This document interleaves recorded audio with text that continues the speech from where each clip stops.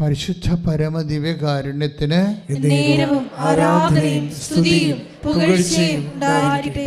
പരിശുദ്ധ പരമദിവ്യകാരുണ്യത്തിന് നേരവും ആരാധനയും സ്തുതിയും പുകഴ്ചയും ഉണ്ടായിരിക്കട്ടെ. പരിശുദ്ധ പരമദിവ്യകാരുണ്യത്തിന് നേരവും ആരാധനയും സ്തുതിയും പുകഴ്ചയും ഉണ്ടായിരിക്കട്ടെ. ശ്രുതികട്ടെ. ഹല്ലേലൂയ, ഹല്ലേലൂയ, ഹല്ലേലൂയ. ഉടമ്പടി ദൈവസാന്നിധ്യത്തെ ലളിതമായി അല്ലെങ്കിൽ വേഗത്തിൽ സംലഭ്യമാക്കുന്ന ഒരു കൂദാശ അനുകരണമാണെന്ന് പറയാം. സഭയിലെ സക്രമെൻറ്റ്സ് ഉണ്ടാവും, അതുപോലെ തന്നെ കൂദാശ അനുകരണങ്ങളുണ്ടാവും.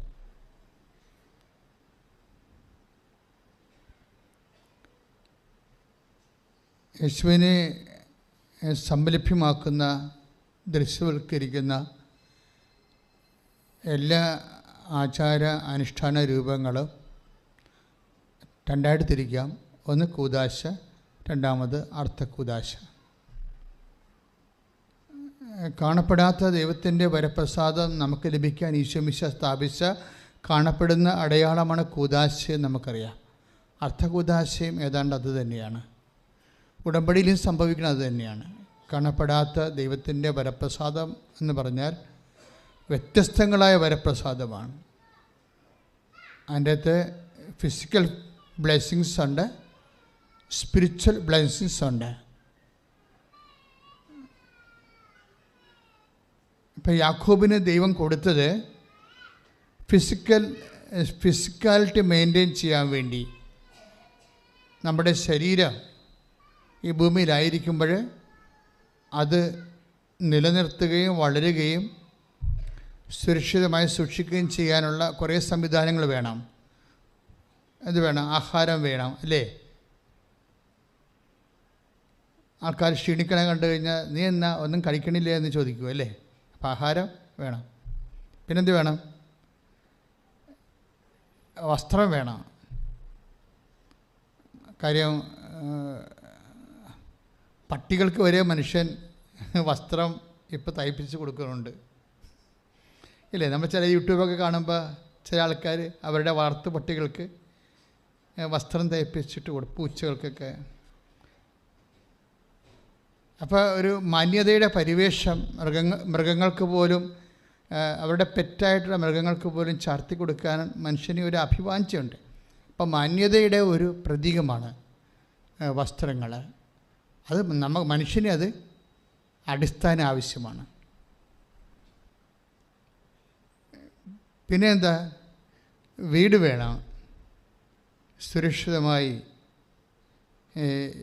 ജീവിക്കാൻ അടച്ചുറപ്പുള്ള വീട് വേണം.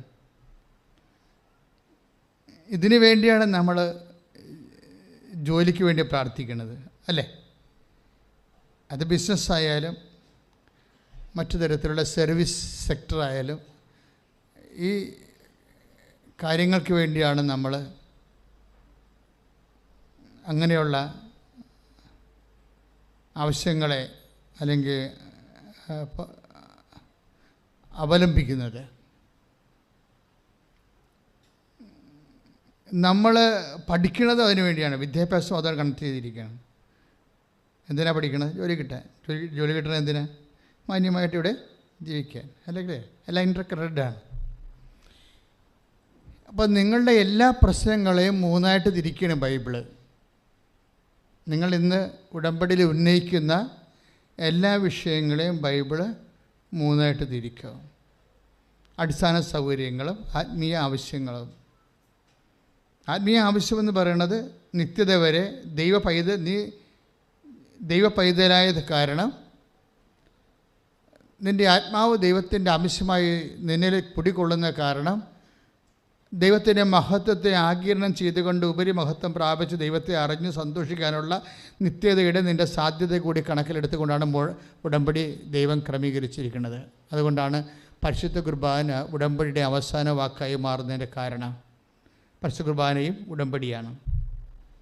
ഉടമ്പടി അല്ലാതെ ദൈവം ഒന്നും ചെയ്യത്തില്ല. കാര്യം ഉടമ്പടിയിൽ മാത്രമേ ദൈവവും നമ്മളും തമ്മിൽ പേഴ്സൺ ടു പേഴ്സൺ ഒരു ബൈലാറ്ററൽ എഗ്രിമെൻറ്റിലേക്ക്, ഒരു റിലേഷനിലേക്ക്, അത് ശാശ്വതമായ ഒരു ബന്ധത്തിലേക്ക് വരത്തുള്ളൂ. പ്രാർത്ഥിക്കുക, കർത്താവ് ദൈവമേ, ഉടമ്പടി എന്ന ദൈവികമായ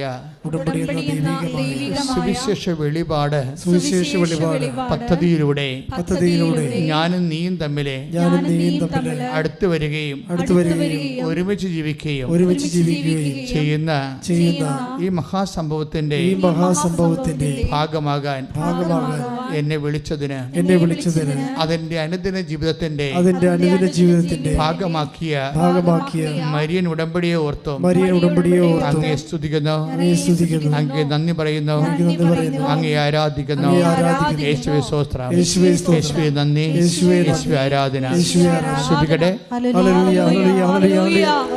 ഉൽപ്പത്തി പുസ്തകത്തിൻ്റെ 28-ാം അധ്യായം 20 മുതലുള്ള തിരുവചനങ്ങൾ. ഉൽപ്പത്തി പുസ്തകം 28-ാം അധ്യായം 20 മുതലുള്ള തിരുവചനങ്ങളാണ് നമ്മൾ ധ്യാനിച്ചു തുടങ്ങുന്നത്. വായിച്ചോളൂ. അത് കഴിഞ്ഞ് യാക്കോബ് ഒരു പ്രതിജ്ഞ ചെയ്തു. ഉടമ്പടി ചെയ്തു. കേക്കട്ടെ. അത് കഴിഞ്ഞ് യാക്കോബ് ഒരു ഉടമ്പടി ചെയ്തു. ദൈവമായ കർത്താവ് എന്റെ കൂടെ ഉണ്ടായിരിക്കുകയും ഈ യാത്രയിൽ പറഞ്ഞ ദൈവമായ കർത്താവ് എന്റെ കൂടെ ഉണ്ടായിരിക്കുകയും കൈയടിച്ച് സ്തുതിക്കട്ടെ. ശുദ്ധ പരമ ദിവ്യകാരുണ്യത്തിന് ആരാധനയും സ്തുതിയും പുകഴ്ചയും ഉണ്ടായിരിക്കട്ടെ. അപ്പോൾ ഉടമ്പടിയുടെ ഒരു അടിസ്ഥാനപരമായ ആത്യന്തികമായ ലക്ഷ്യമെന്താ? മനുഷ്യൻ്റെ ആദ്യകാലം മുതലുള്ള അഭിവാഞ്ചിയാണിത്. എന്താണ്? നീ എൻ്റെ കൂടെ ഉണ്ടാവണമെന്ന്. എനിക്ക് കടമാകാം, ചിലപ്പോൾ എനിക്ക് രോഗമാകാം. നമുക്ക് ഈ ലോകത്ത് സന്തോഷമുള്ളതുപോലെ തന്നെ സങ്കടങ്ങളുടെ സാഹചര്യങ്ങളും ഉണ്ടാവും. ഈ സങ്കടങ്ങളുടെ സാഹചര്യങ്ങളാണ് പലപ്പോഴും ദൈവസാന്നിധ്യത്തിൻ്റെ ഏറ്റവും ടാൻസിബിളായിട്ടുള്ള സ്പർശ്യമായിട്ടുള്ള മുഹൂർത്തങ്ങളെന്ന് പറയണത്. അത് നമുക്ക് വളരെ ഹൃദ്യമായി ഉറപ്പാക്കി തരുന്ന ഒരു ബൈലാറ്ററൽ ഉഭയകക്ഷിയായിട്ടുള്ള ഒരു ബന്ധമാണ് ഈ ഉടമ്പടി. ഇപ്പോൾ ഉടമ്പടിയുടെ നിങ്ങൾ IELTS പാസ്സാക്കുക, അത് പിന്നെ വസ്തു വിൽക്കുക, കടം മാറുക, അതൊക്കെയാണ് വെച്ചിരിക്കുന്നത്. അതെല്ലാം നടക്കും, ഒരു സംശയമില്ല. സാക്ഷികൾ കണ്ടറിയാൻ പറ്റുമല്ലോ അതിൻ്റെ അപ്പുറത്ത് നടക്കുമെന്ന്. അതിനേക്കാൾ 1000 മടങ്ങായിട്ടുള്ള പ്രശ്നങ്ങളാണെങ്കിലും അത് നടക്കും. പക്ഷേ എൻ്റെ മക്കൾ ശ്രദ്ധിക്കേണ്ടത്, ഇങ്ങനെയുള്ള ഭൗതികമായ ആനുകൂല്യങ്ങളുടെ എല്ലാം അന്തർധാരയായിട്ട് പോകുന്നത് ദ അൾട്ടിമേറ്റ് പ്രോമിസ്, ദൈവത്തിൻ്റെ ആത്യന്തികമായ വാഗ്ദാനം, ദ പ്രസൻസ് ഓഫ് ഗാഡ്. യാക്കോബ് 28:20-21 വായിച്ചോളൂ. ദൈവമായ കർത്താവ് എൻ്റെ കൂടെ ഉണ്ടായിരിക്കുകയും ദൈവമായ കർത്താവ് എൻ്റെ കൂടെ ഉണ്ടായിരിക്കുകയും ഈ യാത്രയിൽ എന്നെ സംരക്ഷിക്കുകയും എനിക്ക് ഉണ്ണാനും ഉടുക്കാനും തരുകയും എൻ്റെ പിതാവിന്റെ വീട്ടിലേക്ക് സമാധാനത്തോടെ ഞാൻ തിരിച്ചെത്തുകയും ചെയ്താൽ കർത്താവായിരിക്കും എൻ്റെ ദൈവം. Praise the Lord. Praise the Lord. Hallelujah. Hallelujah. യേശുവേ സ്തോത്രം, യേശുവേ സ്തോത്രം, യേശുവേ നന്ദി, യേശുവേ നന്ദി, യേശുവേ ആരാധന, യേശുവേ ആരാധന. Hallelujah. Hallelujah. Praise the Lord. Praise the Lord. അപ്പോഴേ ഉടമ്പടിയുടെ ഉടമ്പടി കണ്ടന്റ് കണ്ടില്ലേ? നമ്മൾ ഇന്ന് ഈ ആൾക്കാരെല്ലാം ഈ സാക്ഷ്യം പറയുന്നതിൻ്റെ കാരണം എന്താണ്? ഇതിൻ്റെ ബേസിക് എന്ന് പറയുന്നത് എന്താണ്? ഒന്ന്, ദൈവത്തിൻ്റെ സാന്നിധ്യം. എൻ്റെ യാത്ര എവിടെ അവസാനിക്കുന്നു? നിത്യത്തിലാണ് അവസാനിക്കുന്നത്, ഉറപ്പല്ലേ? അല്ലേ? യാത്ര എവിടെ അവസാനിക്കണം? നമ്മുടെ വിശ്വാസ യാത്ര എവിടെ അവസാനിക്കും? നിത്യത്തിൽ അവസാനിക്കണം. അതുകൊണ്ടാണ് യാക്കോബ് പറയുന്നത്, ഈ യാത്രയിൽ എൻ്റെ കൂടെ ഉണ്ടാകണം, നിത്യത വരെ എൻ്റെ കൂടെ ഉണ്ടാകണം. ഒന്ന് കൈയടിച്ച് കർത്താവിന് നന്ദി പറഞ്ഞേ.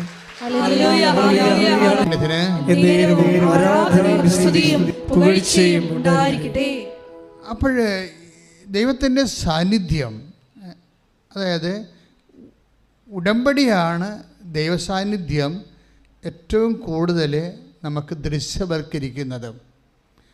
നമ്മുടെ പഞ്ചേന്ദ്രിയങ്ങൾക്ക് വരെ അനുഭവവേദ്യമാക്കുന്നത് ദൈവത്തിൻ്റെ സാന്നിധ്യം. ഇപ്പോൾ കഴിഞ്ഞ ദിവസങ്ങളിൽ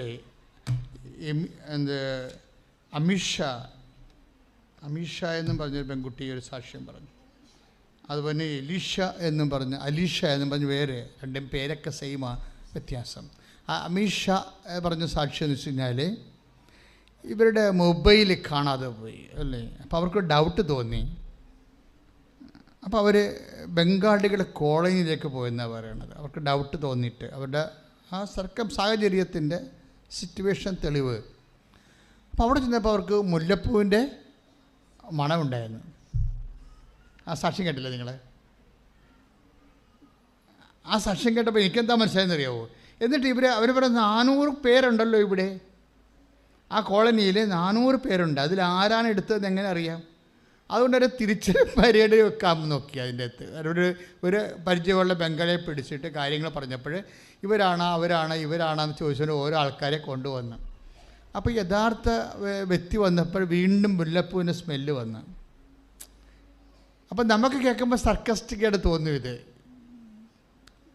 സർക്കാസ്റ്റിക്കായിട്ട് തോന്നി, വ്യത്യസ്തമായ കാര്യം. നമ്മുടെ അനുഭവതലത്തിൽ ഇതുവരെ കിട്ടാത്ത പല അനുഭവങ്ങളാണ് ആൾക്കാരുടെ. അവർ ഇതിന് ശരിക്കും ഉടമ്പടി എടുക്കുന്ന ചിലർ 10% ഇൻവെസ്റ്റ് ചെയ്യും അതിൻ്റെ അകത്ത്.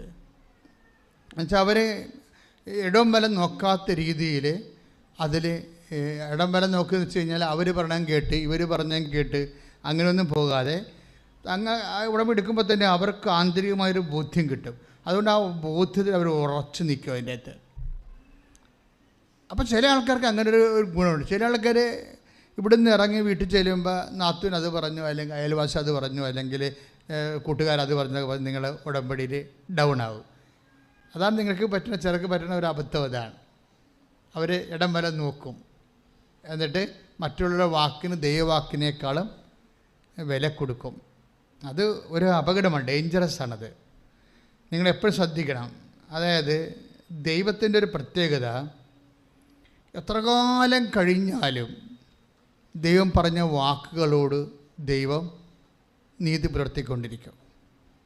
ഇപ്പോൾ ഉദാഹരണത്തിന് നമ്മുടെ ഗലാത്യ ലേഖനം 3:15 വായിച്ച് ശ്രുതികടെ ഹല്ലേലൂയ. ഗലാത്യർ 3:15. സഹോദരരെ, പറഞ്ഞ സഹോദരങ്ങളെ, മനുഷ്യ സാധാരണമായ ഒരു ഉദാഹരണം പറഞ്ഞാൽ ഒരുവന്റെ ഉടമ്പടി ഒരിക്കൽ സ്ഥിരീകരിച്ചതിന് ശേഷം ആരും അത് അസാധുവാക്കുകയോ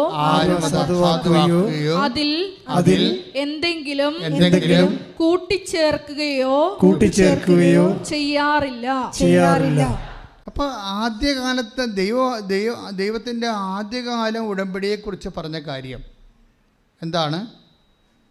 യാക്കോബ് ശ്രീഹ എന്താ പറഞ്ഞത്? യാക്കോബ് ശ്രീഹ അല്ല, പഴയ നിയമത്തിലെ യാക്കോബ്, പിതാവായ യാക്കോബ്. അതായത് എനിക്ക് ഉണ്ണാനോ ഉടുക്കാനോ എൻ്റെ അപ്പൻ്റെ ഭവനത്തിലേക്ക് തിരിച്ചു പോകാനും ഇടയാക്കിയാൽ, എൻ്റെ യാത്രയെല്ലാം നീ എൻ്റെ കൂടെ നടന്ന് സംരക്ഷിച്ചാൽ നീ തന്നെയായിരിക്കും എൻ്റെ ദൈവം. അപ്പോൾ യാക്കോബിനോട് ആ ഉടമ്പടി ദൈവം സ്ഥിരീകരിച്ച് കൊടുക്കുന്നുണ്ട്. അതുകൊണ്ട് തന്നെ ഇത് 1000 വർഷം കഴിഞ്ഞാലും ഉടമ്പടിയുടെ ഭാഗമായിട്ട് അത് റദ്ദ് ചെയ്യുകയോ കൂട്ടിച്ചേർക്കുകയില്ല. ആ ഉടമ്പടി അതേ രീതി തന്നെ ഇപ്പോഴും നിലനിൽക്കുകയാണ്. കാരണം ദൈവത്തിന് മാറ്റമില്ലാത്തതുപോലെ. നിയമാവർത്തനം 7:9. അതിനാൽ നിങ്ങൾ അറിഞ്ഞുകൊള്ളുക, നിങ്ങളുടെ ദൈവമായ കർത്താവാണ് ദൈവം. തന്നെ സ്നേഹിക്കുകയും തന്റെ കൽപ്പന പാലിക്കുകയും ചെയ്യുന്നവനോട് 1000 തലമുറകൾ വരെ ഉടമ്പടി പാലിക്കുകയും അചഞ്ചലമായ സ്നേഹം അചഞ്ചലമായ സ്നേഹം പ്രകടിപ്പിക്കുകയും ചെയ്യുന്ന വിശ്വസ്തനായ ദൈവം. Price the Lord. അപ്പോഴേ ദൈവം തൻ്റെ വാഗ്ദാനങ്ങളോട് നിയമാവർത്തനം 7:9 എന്താ പറയണത്? വിശ്വസ്തനായിരിക്കും. അപ്പം ദൈവവചനത്തോട് ദൈവം വിശ്വസ്തനായിരിക്കും. പിടിയിട്ടില്ലേ? ദൈവവചനത്തോട് ഉടമ്പടി എടുത്ത എല്ലാവരും അറിയണം ഇത്. ദൈവം തൻ്റെ വചനത്തോട് വിശ്വസ്തനായിരിക്കും. അപ്പോൾ നമ്മളുടെ ഭാഗത്ത് നിന്ന് എന്താ വേണ്ടത്? അതേ വിശ്വസ്തതയാണ് വേണ്ടത്. പക്ഷെ നമ്മൾക്ക് എവിടെയാണ് സംഭവിച്ചിരിക്കുന്നത്? നമ്മൾ ഉടമ്പടി എടുത്ത് മൂവ് ചെയ്ത് കഴിയുമ്പോൾ 2 ദിവസം കഴിയുമ്പോൾ നമ്മളെ എന്തെങ്കിലുമൊക്കെ ഇൻസിഡൻറ്റ് വന്ന് ചെറിയ രോഗമോ അല്ലെങ്കിൽ മുമ്പത്തെ കാര്യങ്ങളോ വഷളായി പോവുകയൊക്കെ ചെയ്യുമ്പോൾ സ്വാഭാവികമായിട്ടും നമ്മുടെ വിശ്വസ്തത പോയിട്ട് നമ്മൾക്ക് ഇങ്ങനെ ഒരു വല്ലാത്ത ഭയവും അതുപോലെ തന്നെ അതനുസരിച്ചിട്ട് പ്രാർത്ഥനയിൽ മാന്യവും അതനുസരിച്ച് പരസ്നേഹ പ്രവർത്തികളിലൊക്കെ ഈടറവൊക്കെ സംഭവിച്ചിട്ട് നമ്മൾ പതുക്കെ തെന്നി മാറും വിശ്വസ്തതയിൽ നിന്ന്. അപ്പം നമ്മൾ വിശ്വസ്തതയും തെന്നി മാറിയാലും ഓർക്കേണ്ട ഇതാണ് 1 തിമോത്തി 2:13 എന്താണ്? കർത്താവ് നമ്മൾ അവിശ്വസ്തരായിരുന്നാലും കർത്താവ് take the word of God. സ്തുതിക്കട്ടെ ഹല്ലേലൂയ. 2 തിമോത്തി 2:13 നാം അവിശ്വസ്തരായിരുന്നാലും അവൻ വിശ്വസ്തനായിരിക്കും. എന്ന് പറഞ്ഞ് നാം അവിശ്വസ്തരായിരുന്നാലും അവൻ വിശ്വസ്തനായിരിക്കും. അതെന്ത് സംഭവിച്ചു കഴിഞ്ഞാൽ ഈ ദിവസങ്ങളിലൊരു സാക്ഷ്യമുണ്ട്, നല്ലൊരു സാക്ഷ്യമാണ്. ബേബി കുര്യൻ കാസർഗോഡ്. അപ്പോൾ അദ്ദേഹം ഉടമ്പടി എടുത്തത്, അദ്ദേഹം വൈഫും കൂടി വന്ന ഉടമ്പടി എടുത്തത്. അപ്പോൾ അദ്ദേഹം എന്താ സംഭവിച്ചു കഴിഞ്ഞാൽ ഇവിടെ വന്നിട്ട് വൈഫിനെ കൊണ്ട് ഉടമ്പടി എടുപ്പിച്ചു. അതിന് അദ്ദേഹം കാരണങ്ങൾ പറയുന്നുണ്ട്. എന്താ കാര്യം? ഞാൻ കച്ചവടക്കാരനാണ്, ഞാൻ ചിലപ്പോൾ കച്ചവടത്തിൽ കള്ളം പറയാതെ കച്ചവടം ചെയ്യാൻ പറ്റത്തില്ല. പാവപ്പെട്ട ശുദ്ധഗതിക്കെല്ലാം പറയുന്നുണ്ട്. ഞാൻ ഡൽഹിയിലെ സാധനം നാട്ടിൽ നിന്ന് സാധനം വാങ്ങിച്ചിട്ട് ഡൽഹിയിൽ നിന്ന് കൊണ്ടുവന്നാണെന്ന് പറയും, അങ്ങനെയൊക്കെ പറയുന്നുണ്ട്. അപ്പോൾ എന്നോട് എഡിറ്റർ ചോദിച്ച് അതൊക്കെ കട്ട് ചെയ്ത് കളയണ്ടേ? ഞാൻ പറഞ്ഞു അയാൾ പറഞ്ഞതല്ലേ, കിടക്കട്ടെ, കാര്യം ആൾക്കാരറിയണ്ടേ, കാര്യം അദ്ദേഹം പറഞ്ഞ സംഭവമല്ലേ അത്. അപ്പോൾ എന്ത് സംഭവിച്ചു കഴിഞ്ഞാൽ അപ്പോൾ അദ്ദേഹം പറഞ്ഞു, അതുകൊണ്ട് എൻ്റെ കുറച്ച് കള്ളത്തരമൊക്കെ ഉള്ള കാരണം ഞാൻ ഉടമ്പടി ചെയ്യുന്നില്ല, അതുകൊണ്ട് വൈഫ് എടുക്കട്ടെന്ന് പറഞ്ഞു. അപ്പോൾ അദ്ദേഹത്തിൻ്റെ പ്രശ്നം എന്താ? അതിൻ്റെ പ്രശ്നം അദ്ദേഹത്തിന് 10 കോടി 15 ലക്ഷം രൂപ കടമുണ്ട്. കടം മര്യാദക്ക് കച്ചവടം ചെയ്ത് അവിടെ നല്ലവണ്ണം വേര് പിടിച്ച് വന്ന ആളാണ്. അവിടെ കാസർഗോഡ് ടൗണിൽ തന്നെ അദ്ദേഹത്തിൻ്റെ ഹാർഡ്വെയർ സ്റ്റോർ ഉള്ളതാണ്. നിങ്ങൾ കാസർഗോഡുകാർ ഇവിടെ ഉണ്ടെങ്കിൽ അറിയാൻ പറ്റും ആളോ. അപ്പോൾ തന്നെ സാക്ഷ്യപ്പെട്ടിട്ടുണ്ട്. അതെന്താ പ്രോബ്ലം വെച്ച് കഴിഞ്ഞാൽ അദ്ദേഹം പറഞ്ഞത്, ആ ഹാർഡ്വെയർ കട നടത്തുന്നതിൻ്റെ ആ ഒരു പ്രമിസിൽ ഒരു ഇരട്ട കൊലപാതകം നടന്ന്, അത് ഭയങ്കര കേരളത്തിലൊക്കെ ചർച്ച ചെയ്ത കൊലപാതകമാണ്. ഒരു ദിവസം 2 പേരെ കൊന്നു. അപ്പോൾ അതിപ്പോൾ പോലീസിനെ സംബന്ധിച്ചിടത്തോളം വേറെ അങ്ങനെ എന്തെങ്കിലും സംഭവിച്ചു കഴിഞ്ഞാൽ ആൾക്കാരെന്താ ചെയ്യണത്? ആൾക്കാർ അപ്പം തന്നെ ഒരുമാതിരിപ്പെട്ട ആൾക്കാരൊക്കെ രാജ്യം വിട്ട് പോകും. കാര്യം പിടിച്ചാൽ എല്ലാത്തിനും പിടിച്ചാൽ ജയിലിലിടില്ല. യഥാർത്ഥ പ്രതിയെ കിട്ടുന്നവരെ കാണുന്നവരെ പിടിച്ച് അവർ ജയിലിൽ നിറച്ചുകൊണ്ടിരിക്കും. എന്നിട്ടല്ലേ അവരെ തെളിവ് നോക്കി എടുക്കണത്. അപ്പോൾ ഇങ്ങനെ പിടിച്ചുകൊണ്ട് പോയി. അങ്ങനെ അതിനോട് ഒരു ബന്ധമില്ല, പക്ഷെ അങ്ങനെ പിടിച്ചുകൊണ്ട് പോയി ജയിലിലിട്ട്. അപ്പോൾ ഒരു മനുഷ്യന് തകർച്ച തന്നെ വരവ് കണ്ടില്ലേ? എനിക്ക് തോന്നുന്നത് മക്കളെ, ഈ ഉടമ്പടിയിലായിരിക്കുമ്പോൾ നമുക്ക് കിട്ടുന്ന ഒരു പ്രത്യേകത പ്രൊട്ടക്ഷൻ ഒരു ഭയങ്കര സംഭവമാണ്. അതായത് യാക്കോബ് പറയുന്ന ആ വാക്കൊന്ന് വായിച്ചിടമനെ. 28:20 ദൈവമായ കർത്താവ് എൻ്റെ കൂടെ ഉണ്ടായിരിക്കുകയും, ഒന്ന് പറഞ്ഞ, ദൈവമായ കർത്താവ്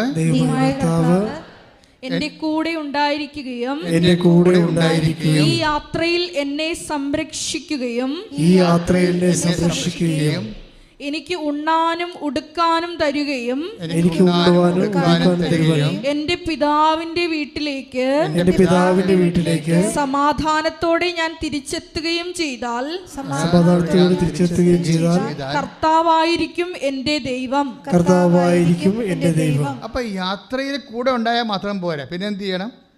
സംരക്ഷിക്കണം. ദ പ്രസൻസ് ഓഫ് ഗോഡ് പ്രൊട്ടക്ഷനാണ് നമുക്ക് നൽകുന്നത്.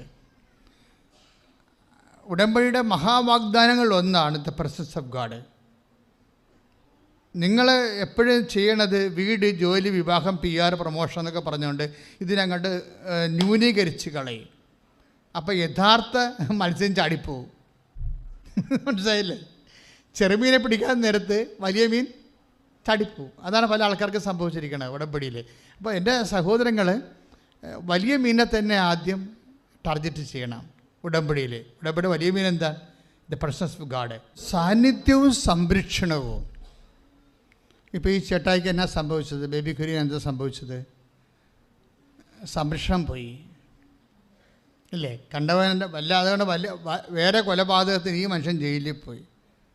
അതൊരു സംരക്ഷണം പോയെന്നർത്ഥം. അപ്പോൾ സംരക്ഷണം ഒരു ഭയങ്കര സീരിയസ് വിഷയമാണ്. നിങ്ങൾ ദൈവത്തോട് പ്രാർത്ഥിക്കുന്നത് യാക്കോബിൻ്റെ പ്രാർത്ഥന തന്നെയാണ് മെച്ചം. എന്നെ സംരക്ഷിക്കണമെന്ന് പറഞ്ഞില്ലേ? ഞാൻ ഒറ്റയാണ്, എന്നെ സംരക്ഷിക്കണം ഈ യാത്രയിൽ. ഒന്ന് പറഞ്ഞേ, എന്നെ സംരക്ഷിക്കണമേ, എന്നെ സംരക്ഷിക്കണമേ, എൻ്റെ ഉടമ്പടിയുടെ ദൈവമേ, എൻ്റെ ഉടമ്പടിയുടെ ദൈവമേ, എൻ്റെ അമ്മയായ പരിശുദ്ധ മറിയത്തിൻ്റെ മാധ്യസ്ഥത്തിലെ ഞാൻ പ്രാർത്ഥിക്കുന്നു. എൻ്റെയും എൻ്റെ ജീവിത സാഹചര്യങ്ങളെയും എൻ്റെ കുഞ്ഞുങ്ങളെയും എൻ്റെ കൂടപ്പിറപ്പുകളെയും സംരക്ഷിക്കണമേ ദൈവമേ. ശ്രുതികട ഹല്ലേലൂയ, പരമദിവ്യകാരുണ്യത്തിന്. അപ്പോൾ ഈ സംരക്ഷണം നഷ്ടപ്പെട്ടു എന്നുള്ളതാണ് വേറെ വഴിയെ പോയ കൊലപാതകത്തിന് അദ്ദേഹം പ്രതിയാവുകയും ജയിലിൽ പോവുകയും ചെയ്യുന്നതിൻ്റെ ഒരു കാരണം. ഇത് നമ്മൾ വല്ലതും ചെയ്ത കാര്യമാണ്. വല്ലവരും ചെയ്ത കാര്യത്തിന് നമ്മൾ പ്രതികളായി ജയിലിൽ പോകുമ്പോൾ that means we lost our protection. എന്തുകൊണ്ടാണ് ഇങ്ങനെ പ്രൊട്ടക്ഷൻ പോകുന്നത്? എപ്പോഴും പ്രൊട്ടക്ഷൻ പോകുന്നത്, സംരക്ഷണം എന്തുകൊണ്ടാണ് പോകുന്നത്? സംരക്ഷണം പോകുന്നതിൻ്റെ കാരണം, അതായത് ദൈവം സംരക്ഷിക്കുന്നതായിട്ട് അറിഞ്ഞില്ല. ഇപ്പം സംരക്ഷിച്ചാൽ ചിലരെ സംരക്ഷിക്കും, പക്ഷേ they leave as if they know they don't have the presence. അതായത് അവർക്ക് സംരക്ഷണമുണ്ട്, പക്ഷെ അവർക്ക് ഇങ്ങനെ ദൈവം സംരക്ഷിക്കുന്നുണ്ടോ എന്ന് അറിയത്തില്ല. അങ്ങനെ വെച്ച കുറച്ച് ആൾക്കാരുണ്ട്. അവർക്ക് സംരക്ഷണമുണ്ട്, പക്ഷെ ദൈവമാണ് അവരെ സംരക്ഷിക്കണമെന്ന് അവർക്ക് അറിയത്തില്ല. അവർ പറയും പാർട്ടിക്കാരാണ് ഞങ്ങളെ സംരക്ഷിക്കണമെന്ന് പറയും. അല്ലെങ്കിൽ ഞങ്ങളുടെ കയ്യിലുള്ള ഗുണ്ടായുസമാണ് ഞങ്ങളെ സംരക്ഷിക്കുന്നത്. ചിലരും ഞങ്ങളുടെ കയ്യിലുള്ള FDയും ഞങ്ങളുടെ സ്വർണവും പറമ്പും പാർട്ടിയും പൊന്നും ഒക്കെ സംരക്ഷിക്കണം. നോൺസെൻസ്. ഒരിക്കലും അങ്ങനെ ദൈവത്തെ തള്ളിപ്പറയരുത്. അപ്പോഴും സംരക്ഷണം പോകും. അപ്പോൾ അദ്ദേഹം ബേബി കുര്യൻ പ്രതി അല്ലെന്ന് പോലീസ് തിരിച്ചറിഞ്ഞപ്പോൾ അദ്ദേഹത്തിന് ജയിലിൽ നിന്ന് വിട്ടു. പക്ഷേ എന്താ പ്രോബ്ലം വെച്ച് കഴിഞ്ഞാൽ, തൽക്കാലം അവരിൽ നിന്ന് രക്ഷപ്പെട്ടെങ്കിലും പിന്നീട് അവിടെ ഈ 144 കാര്യങ്ങളൊക്കെ പോലീസ് രാജായിപ്പോയില്ലേ. അപ്പോഴേ കസ്റ്റമേഴ്സൊന്നും വരണില്ല. കച്ചവടം അയാൾക്ക് മാത്രമല്ല, പല ആൾക്കാർക്കും കച്ചവടം പോയി. അയാൾക്ക് മാത്രമല്ല, പല ആൾക്കാർക്കും കച്ചവടം പോയി. ഈ മണി ഫ്ലോയിൽ കൊടുത്തും കൊണ്ടും മേടിച്ചും ഒക്കെ നിൽക്കുമ്പോൾ പെട്ടെന്നൊരു ബ്ലോക്ക് വന്നു കഴിഞ്ഞാൽ പലിശ അറിയാതെ കൊടുക്കും. അതിലെ കോവിഡിന് നമുക്ക് വന്ന അബദ്ധങ്ങൾ. അതില്ലേ കോവിഡിന് പല ആൾക്കാർക്കും വിഷമം വന്നതിൻ്റെ കാരണം എന്താ? ലോൺ എടുത്ത് ചെയ്യുന്ന ലോണിലല്ലേ നമ്മൾ എല്ലാവരും നിൽക്കണത്. ഇപ്പോൾ ലോൺ എടുത്ത് ചെയ്യുന്നവർ നമുക്ക് വരുമാനമില്ല, പലിശ കൂടുന്നു. പലിശ കൂടിയിട്ട് എന്ത് ചെയ്ത്? ഗവൺമെൻറ് സപ്പോർട്ട് ചെയ്തോ? ഗവൺമെൻറ്, സെൻട്രൽ ഗവൺമെൻറ്റോ സ്റ്റേറ്റ് ഗവൺമെൻറ് അവരെ എന്ത് സപ്പോർട്ട് ചെയ്യും? അവരെ ലോക്സഭയിൽ തീരുമാനം എടുത്തിരിക്കണത് എന്താ? സപ്പോർട്ട് ചെയ്യേണ്ടെന്നാണ്. അതിലേ ജപ്തി പടപെടാന്ന് ജപ്തി വരുന്നത്. കോവിഡ് കാലത്ത് ഗവൺമെൻറ് നമ്മളെന്ത് 8 ലക്ഷം കോടി രൂപ ഗവൺമെൻറ് കയ്യിലുണ്ടെന്ന് പറഞ്ഞ് ഒരു 4 ലക്ഷം കോടി കൊടുത്തിരുന്നെങ്കിൽ കടമില്ലാതെ മനുഷ്യൻ ജീവിച്ചു പോകത്തില്ലേ? ഇപ്പോൾ എല്ലാവരും കിഡ്നി വരെ പണയം വെക്കുന്ന അവസ്ഥ വന്നില്ലേ? അപ്പം ബാങ്കുകാർ പറഞ്ഞ് ഞങ്ങൾക്ക് പറ്റത്തില്ലെന്ന് പറഞ്ഞ്, ഞങ്ങളെങ്ങാനും ഈ കടം എഴുതി തള്ളിയാൽ അതൊരു കീഴ്വഴക്കം തെറ്റാകും. പിന്നീട് ആൾക്കാർ കടമെടുത്താൽ ഗവൺമെൻറ് അടക്കുമെന്ന് പറഞ്ഞുകൊണ്ടിരിക്കുമ്പോൾ ബാങ്ക് സിസ്റ്റം തന്നെ തകരും. അതുകൊണ്ട് we will not for that എന്ന് പറയും. അത് ബാങ്കുകാർ അത് പറയത്തുള്ളൂ, പറയും അവർ. കാരണം അത് സാമ്പത്തിക സ്ഥാപനമല്ലേ. അപ്പോൾ ജനാധിപത്യ സർക്കാരാണ് ഈ വിഷയത്തിൽ എന്തെങ്കിലും തീരുമാനം എടുക്കേണ്ടത്.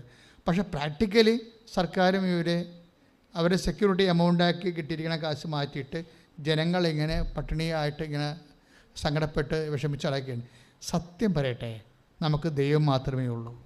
ഇപ്പോൾ ഈ ബേബി കുര്യൻ വൈഫിനെ കൊണ്ടാണല്ലോ ഉടമ്പടി എടുപ്പിച്ചിരിക്കുന്നത്, ഇല്ലേ? വൈഫ് അത് വൃത്തിയായിട്ട് ചെയ്യുന്നുണ്ട്, പക്ഷെ കർത്താവിന് മുതലാവണില്ല.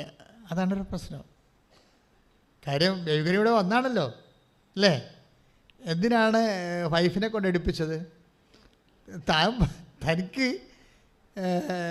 ഇനി എങ്ങാനും വിശുദ്ധീകരിച്ച് പോയാൽ പഴയ കള്ളത്തടങ്ങളൊക്കെ പറഞ്ഞ അങ്ങനെ വരുമ്പോൾ ബിസിനസ്സിൻ്റെ അകത്ത് കോട്ടം വരുമെന്ന് വിചാരിച്ചുകൊണ്ട് ഇയാൾ ദൈവത്തിനെ അതായത് പതുക്കെ അങ്ങോട്ട് സൈഡാക്കുകയാണ്. ശരിക്കും നിങ്ങളത് ചിന്തിക്കണം കേട്ടോ. മനുഷ്യൻ്റെ ഏറ്റവും വലിയ തെറ്റ് ദൈവത്തിനെ സൈഡാക്കുന്നതാണ്.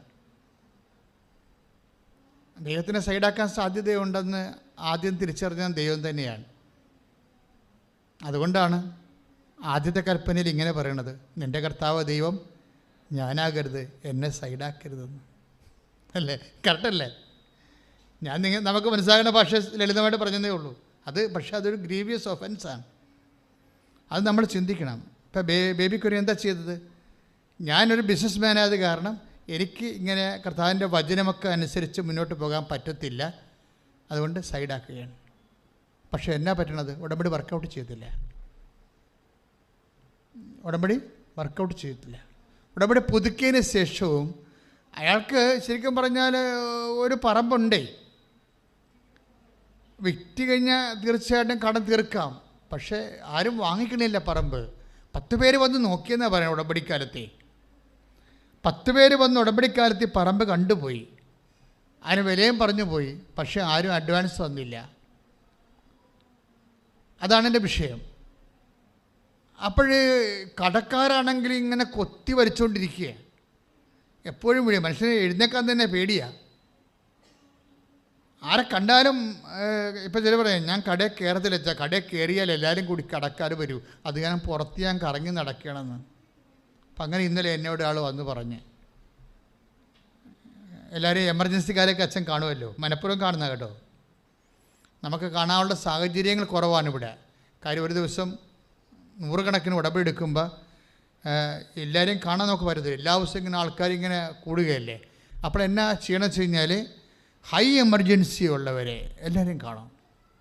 ഇപ്പോൾ ഒരാഴ്ച ഞായറാഴ്ച കാണത്തില്ല, പക്ഷേ എല്ലാ ദിവസവും കാണുന്നുണ്ട് ഞാൻ ആൾക്കാർ. ഇന്നലെയൊക്കെ 120 ആൾക്കാരെ കണ്ട്. ഹൈ എമർജൻസിക്കാരെ കാണാം. ചിലപ്പോൾ ഒരു ഉപദേശം, ചിലപ്പോൾ ഒരു പ്രാർത്ഥന, ചിലപ്പോൾ ഒരു നിർദ്ദേശമൊക്കെ കൊടുത്താൽ മതിയാവും. അതൊക്കെ ചില കർത്താവ് അവർ വരുമ്പോൾ കർത്താവ് സംസാരിക്കാൻ തുടങ്ങും. അപ്പോൾ എന്താ പ്രശ്നം വെച്ച് കഴിഞ്ഞാൽ, പക്ഷേ നിങ്ങളൊരിക്കലും അച്ഛനെ കാണുന്നതിൻ്റെ അൾട്ടിമേറ്റ് എയിമാക്കി വെക്കരുത്. അപ്പോൾ ഓട്ടോമാറ്റിക്കായിട്ട് അച്ഛൻ ആൾ ദൈവമായിട്ട് മാറും. അങ്ങനെ ഒരു വിഷയം നമ്മൾ ഇല്ല. നമുക്ക് ആപ്പടെ ഒരു ദൈവം മാത്രമേ ഉള്ളൂ. അപ്പോൾ നിങ്ങൾ അച്ഛനെ കാണുന്നത് ഇതിൻ്റെ അൾട്ടിമേറ്റ് എയിമായിട്ട് വെക്കരുത്. മറിച്ച് വിഷയമെല്ലാം ചെയ്യണത് കർത്താവാണ്. അച്ഛനൊരു നിമിത്തം മാത്രമായിട്ട് വരുന്നുള്ളൂ. അപ്പോൾ ആ ഒരു ബോധം വേണം. ചില ആൾക്കാർക്ക് അവർക്ക് അച്ഛനെ കാണുമ്പോൾ എല്ലാം ശരിയാവുന്നു. അങ്ങനെ നിങ്ങൾ ചിന്തിച്ചാൽ തന്നെ ഉടമ്പടി വർക്കൗട്ട് ചെയ്യത്തില്ല. അവൻ പറയണ പോലെ ചെയ്യുമ്പോൾ എല്ലാം ശരിയാവുമെന്ന് പറഞ്ഞ് അവൻ പറയണ പോലെ ചെയ്ത് കഴിയുമ്പോൾ എല്ലാം ശരിയാകും. ദൈവത്തെ സൈഡാക്കുന്ന ഒരു സ്വാഭാവികമായ ഒരു മാനുഷിക പ്രവണതയുണ്ട്. അത് നിങ്ങളൊന്ന് കറക്റ്റ് ചെയ്യണം. അപ്പം തന്നെ ഉടമ്പടി വർക്കൗട്ട് ചെയ്യാൻ തുടങ്ങാം. ഇതൊന്നും നടക്കാഞ്ഞിട്ടല്ലേ, നമ്മൾ നടത്തിക്കാഞ്ഞിട്ടാണ്. ഇതൊന്നും നടക്കാഞ്ഞിട്ടില്ല. ഉടമ്പടിക്ക് പാര വെക്കണം നിങ്ങൾ തന്നെയാണ്. ഇതൊന്നും നടക്കാഞ്ഞിട്ടല്ല, നമ്മൾ നടത്തിക്കാഞ്ഞിട്ടാണ്. അതൊന്ന് ഇൻട്രോസ്പെക്റ്റ് ചെയ്യണം, നല്ലതാണ്. ഇപ്പം ഈ ബേബിക്കറിൻ്റെ വിഷയം എന്താ? അയാൾ പറഞ്ഞു, എടീ ഞാനിങ്ങനെ കർത്താവിൻ്റെ അടുത്ത് കുറച്ച് തരികട പറഞ്ഞുകൊണ്ടാണ് ഇനി ഇപ്പം എത്രയോ പേര് വന്ന് സ്ഥലം നോക്കിപ്പോയി, അവരാരും എടുത്തില്ലല്ലോ. അപ്പം നമുക്കിതൊക്കെ വിൽക്കാനൊക്കെ ഉണ്ടായിട്ട് പോലും നടക്കണില്ലല്ലോ. നമുക്ക് പൈസ കൂടുകയല്ലേ, ആൾക്കാർ നമ്മളെ പിടയ്ക്ക് കൂടി ഞെക്കുകയല്ലേ. അവരൊരു പഠിച്ചേ ഞാൻ ഉടമ്പടി എടുക്കാം. അപ്പോൾ അയാൾക്ക് ബോധോദയം വന്ന് സ്റ്റെപ്പ് നോക്കണം. സെക്കൻഡ് സ്റ്റെപ്പ് വളരെ ആഘോഷമാണ്. ഞാൻ ഉടമ്പടി എടുക്കാം. പുള്ളിക്കാരൻ വന്നിട്ട് ഉടമ്പടി വൈഫ് പുതുക്കുമ്പോൾ പുള്ളിക്കാരൻ സ്വന്തമായിട്ട് ഉടമ്പടി എടുക്കും. ഉടമ്പടി എടുത്തിട്ട് പിന്നെ ഇൻവെസ്റ്റ്മെൻറ്റ് ഒരു 1.5 ഇൻവെസ്റ്റ്മെൻറ്റാണ്. പുള്ളി നാക്ക് നിയന്ത്രിച്ചു, എല്ലാ സമയവും എല്ലാ കാലങ്ങളിലും കർത്താവ് കാര്യം എന്താ പ്രശ്നം വെച്ച് കഴിഞ്ഞാൽ ഈ വിശുദ്ധി എന്ന് പറയണത് നമ്മൾ വളരെ സൂക്ഷിച്ച് കൈകാര്യം ചെയ്യേണ്ട വിഷയമാണ്. മനസ്സിലായില്ലേ? വിശുദ്ധി കുറഞ്ഞാൽ ദൈവസാന്നിധ്യം അറിയാണ്ടിരിക്കും. ഇപ്പോൾ ഈ യാക്കോബിൻ്റെ അനുഭവം, ദൈവാനുഭവം തന്നെ ഒന്ന് നോക്കിക്കേ. അപ്പോൾ യാക്കോബ് ഉറക്കത്തിൽ നിന്നുണർന്നു. ഉൽപ്പത്തി 18:28 16-17 വായിച്ചോളൂ. അപ്പോൾ യാക്കോബ് ഉറക്കത്തിൽ നിന്നുണർന്നു. ഒന്ന് പറഞ്ഞേ. അപ്പോൾ യാക്കോബ് ഉറക്കത്തിൽ നിന്ന് ഉണർന്നു. അവൻ പറഞ്ഞു തീർച്ചയായും കർത്താവ് ഈ സ്ഥലത്തുണ്ട്, എന്നാൽ ഞാനതറിഞ്ഞില്ല. അതാണ് സംഭവം. ദൈവം നിന്റെ വീട്ടിലുണ്ടായാലും ചിലപ്പോൾ അറിയത്തില്ല. അതൊരു അപകടമാണ് ഇതിൻ്റെ അകത്ത്. നീ ഉടമ്പടി എടുക്കുമ്പോൾ ദൈവം വാക്ക് പാലിക്കുമല്ലോ, ഇല്ലേ? I will come with you wherever you go. ഞാൻ നിൻ്റെ കൂടെ വരും എവിടെ ആയാലും. അപ്പോൾ ദൈവം വാക്ക് പാലിക്കുമല്ലോ. പക്ഷേ we are not knowing it. അതെന്താ കാര്യം വെച്ച് കഴിഞ്ഞാൽ ഇവൻ അപ്പനെ കറക്കി പുനരടിച്ച് ചേട്ടനെ പറ്റിച്ചിട്ട് വന്നിരിക്കണതാണ്, അല്ലേ? അതാണ് സംഭവം. ഇവൻ അപ്പനെ കറക്കി പുനരടിച്ച് അപ്പൻ കണ്ണ് കാണാൻ പോലെ ഇരിക്കുകയായിരുന്നു. ആരാണ് അപ്പനാരാ? ഇസഹാക്ക് കണ്ണും കാണാൻ പോലെ ഇരിക്കുകയല്ലേ വീട്ടിൽ. 90 വയസ്സുണ്ട്. അപ്പം അദ്ദേഹത്തിന് തോന്നി ദൈവത്തിലേക്ക് തിരിച്ചു പോകേണ്ട സമയമായി. അപ്പോൾ അദ്ദേഹം യേശാവിനെ വിളിച്ച് പറഞ്ഞു, എൻ്റെ മകനെ, അപ്പം എനിക്ക് ദൈവത്തിലേക്ക് പോകാൻ കാലമായി, അതുകൊണ്ട് നീ കാട്ടിൽ പോയി ഒരു നല്ല മൃഗത്തെ പിടിച്ചുകൊണ്ട് പോയി എനിക്ക് പാകം ചെയ്ത് വാ, അപ്പമായിട്ട് വാ, ഞാൻ ഭക്ഷിച്ച് സന്തോഷിച്ചിട്ട് നിന്നെ ആശീർവദിക്കാമെന്ന് പറയും. അവൻ പാവപ്പെട്ടവൻ ചാടിപ്പോയി. പക്ഷേ റബേക്ക അത് കേട്ടു. എന്താ കാര്യം? അവർക്ക് നെപ്പോട്ടിസം ഉണ്ട്, അവർക്ക് പക്ഷപാതം ഉണ്ടായി. ആരോടാണ്? ഇളയവനോട് പക്ഷപാതം വേണോ? അത് നമ്മൾ പക്ഷപാതം പരിശുദ്ധാത്മാവ് വരുന്നതിനുള്ള തടസ്സമുള്ള നിൽക്കുന്ന ഒരു വിഷയമാണ്. നിങ്ങളുടെ പക്ഷപാതം ഉണ്ടാവരുത് എന്ന് കർത്താവിൻ്റെ വചനം. നിങ്ങളിപ്പോൾ ഇളയ മക്കൾ, മൂത്ത മക്കൾ, പെൺമക്കൾ, ആൺമക്കൾ എന്ന് പറഞ്ഞ് പക്ഷപാതം വെക്കത്തില്ലേ? ഗ്രൂപ്പിസം ഉണ്ടാക്കത്തില്ലേ? അപ്പൻ്റെ മക്കൾ എന്ന് പറഞ്ഞ് 2 പേരെ വെക്കും, അമ്മയുടെ മക്കൾ 1 ആൾ വെക്കും. ഇങ്ങനെ വീട്ടിൽ ഗ്രൂപ്പിസം ഉണ്ടാകുന്നുണ്ട്. വീട്ടിലെ പല കാര്യങ്ങളും ഗ്രൂപ്പിസത്തിലാണ് പോകുന്നത്. പക്ഷേ പുറത്തൊന്നും പറയത്തില്ല. എല്ലാവരും ഒരു ചോരയായത് കാരണം ഇങ്ങനെ അഡ്ജസ്റ്റ് പോകുന്നുണ്ടെങ്കിലും ഒരു അടിവലിവ് ഉണ്ടാകാൻ നോക്കണം. പക്ഷപാതത്തെക്കുറിച്ച് വചനമെടുത്തേ. ശ്രുതികട്ടെ ഹല്ലേലൂയ, യേശുവേ സ്തോത്രം, ഹല്ലേലൂയ, ഹല്ലേലൂയ, ഹല്ലേലൂയ, ഹല്ലേലൂയ, യേശുവേ സ്തുതി, ഹല്ലേലൂയ, ഹല്ലേലൂയ, ഹല്ലേലൂയ. വായിച്ചോളൂ. നിയമാവർത്തനം 16:19. നിയമാവർത്തനം 16:19. നിന്റെ വിധികൾ നീതിവിരുദ്ധമായിരിക്കരുത്. പറഞ്ഞേ. നിന്റെ വിധികൾ നീതിവിരുദ്ധമായിരിക്കരുത്. നീ പക്ഷപാതം കാട്ടുകയോ കൈക്കൂലി വാങ്ങുകയോ അരുത്. അപ്പം ദൈവത്തിൻ്റെ ഒരു നീതിയാണല്ല നമ്മുടെ ലോകത്ത് നിറവേറ്റാൻ ദൈവം ആഗ്രഹിക്കുന്നത്, അല്ലേ? അതിനകത്ത് പക്ഷപാതം ഇല്ല. ദൈവത്തിൻ്റെ ഒരു നീതിയാണ് നമ്മൾ കുടുംബത്തിലായാലും സമൂഹത്തിലായാലും നിറവേറ്റാൻ ദൈവം ആഗ്രഹിക്കുന്നത്. അതിനകത്ത് പക്ഷപാതമില്ല. പക്ഷേ റബേക്കയ്ക്ക് ഒരു പക്ഷപാതമുണ്ട്. ആരോടാണ്? യാക്കോബ്. റബേക്കയുടെ പക്ഷപാതമാണ് ഈ ഇളയ മകൻ നാടുവിടേണ്ടി വന്നത് കാര്യം. അപ്പോൾ നമ്മൾ ശ്രദ്ധിക്കണം. ഉടമ്പടി എടുത്തവർ പ്രത്യേകിച്ച് ശ്രദ്ധിക്കണം. പക്ഷപാതം ദൈവത്തിൻ്റെ മനസ്സിന് യോജിക്കുന്നതല്ല. പറഞ്ഞു മനസ്സിലായോ? ഓക്കെ. അപ്പോൾ എന്താ പ്രോബ്ലം വെച്ച് കഴിഞ്ഞാൽ, അതുകൊണ്ട് യേശാവ് രോമാവൃതമുള്ള മനുഷ്യനാണ്. മുട്ടാണ്ടിനെ പോലെ കുറേ രോമമുള്ള ആളാണ്. യേശാവിൻ്റെ രോമക്കുപ്പായം അവിടെ കിടപ്പുണ്ടായിരുന്നു. അതെടുത്ത് ഇവർ യാക്കോബിനെ ധരിപ്പിച്ച് കെട്ടിയൊക്കെ വെച്ച്, എന്നിട്ട് ആലയിൽ പോയി ഒരു ആടിനെ എടുത്ത് പാസ്സാക്കി അപ്പമൊക്കെ ഇട്ട് കൊണ്ടുവന്ന് യാക്കോബ് കൊണ്ടുവന്ന് അപ്പന് കൊടുത്തു. അപ്പൻ ചോദിക്കുന്നുണ്ട്, കണ്ണു കാണാൻ പാടെങ്കിൽ ചോദിക്കുന്നുണ്ട്, ആരാണത്? അപ്പൻ്റെ മകൻ യേശാവാണ്. അപ്പോൾ ഉടനെ നീ ഇങ്ങനെ അടുത്ത് വരാൻ പറയും. കണ്ണു കാണാൻ പാടില്ല. അടുത്ത് വന്നിട്ട് ഉടനെ യാക്കോബ് ഇസഹാക്ക് പറയണ കുറേ സംഭവങ്ങളുണ്ട്. ഭയങ്കര സംഭവമാണ്. കർത്താവിൻ്റെ വയലിൻ്റെ മണം, അത് നമ്മൾ കണ്ണ് നിറഞ്ഞു പോകും. ദൈവസ്നേഹമുള്ളവർ, കർത്താവിൻ്റെ വയലിൻ്റെ മണമെന്ന്. അപ്പോൾ ഈ ദൈവമായിട്ട് എന്തൊരു ബന്ധമാണ് ആ മനുഷ്യന്. വയലിൻ്റെ മണമെന്ന് പറഞ്ഞാൽ പോരെ, അല്ലേ? യേശാവിനെ ആണെന്ന് വിചാരിച്ചുകൊണ്ട് യാക്കോബിനെ കെട്ടിപ്പിടിക്കുമ്പോൾ ഈ മനുഷ്യൻ്റെ അന്തർഗതം എന്താണ്? കർത്താവിൻ്റെ വയലിൻ്റെ മണം, കർത്താവിൻ്റെ വയലിൻ്റെ മണം. കർത്താവിൻ്റെ വയലിൻ്റെ മണമെന്ന് പറഞ്ഞ കാര്യമാണ്. വയലിൻ്റെ മണമെന്ന് പറഞ്ഞാൽ പോരെ. ഇതാണ് ആധ്യാത്മികത എന്ന് പറയണത്. എന്ത് കിട്ടിയാലും കർത്താവിൻ്റെ കൂടി ചേർത്ത് പറയും. വൈഫായാലും മക്കളായാലും നിങ്ങളുടെ മാർക്ക് ലിസ്റ്റായാലും കിട്ടുമ്പോൾ ഞാൻ അധ്വാനിച്ച് ഞാൻ രാത്രി വരെ ഉറക്കം നിന്ന് വാങ്ങിച്ചൊന്നുമില്ല, കർത്താവ് തന്ന മാർക്ക് ലിസ്റ്റ് പ്രാർത്ഥിച്ച് കർത്താവേ ദൈവമേ എന്ത് കിട്ടിയാലും നിന്നെ ഓർത്ത് ഇസ്ഹാക്കിനെ പോലെ നിന്റെ പേര് കൂട്ടി പറയാൻ എന്നെ എളിമപ്പെടുത്തി നീ നിന്റെ സ്വന്തമാക്കണമേ. ശ്രുതികട്ടെ ഹല്ലേലൂയ ഹല്ലേലൂയ ഹല്ലേലൂയ. യേശുവേ നന്ദി, യേശുവേ സ്തുതി. Hallelujah hallelujah. പരമദിവ്യകാരുണ്യത്തിന് ആരാധനയും സ്തുതിയും പുകഴ്ചയും ഉണ്ടായിരിക്കട്ടെ. എൻ്റെ പ്രിയമുള്ളവരെ, അപ്പോൾ അതൊരു ആധ്യാത്മികതയുടെ ഒരു ആന്തരിക ബന്ധത്തിൻ്റെ ഒരു സൂചനയാണ്, ആത്മബന്ധത്തിൻ്റെ ഒരു സൂചനയാണ്. എന്ത് കിട്ടിയാലും കർത്താവിനെയും ചേർത്ത് പറയുന്നത്. പക്ഷേ അവസാനം യാക്കോബ് പറ്റിച്ച് അപ്പനെ, കണ്ണു കാണാൻ പാടില്ലാത്ത അപ്പനെ പറ്റിച്ചു. ഈ അപ്പന്മാരൊക്കെ പറ്റിച്ചാലുള്ള കുഴപ്പം എന്താണെന്നറിയാം?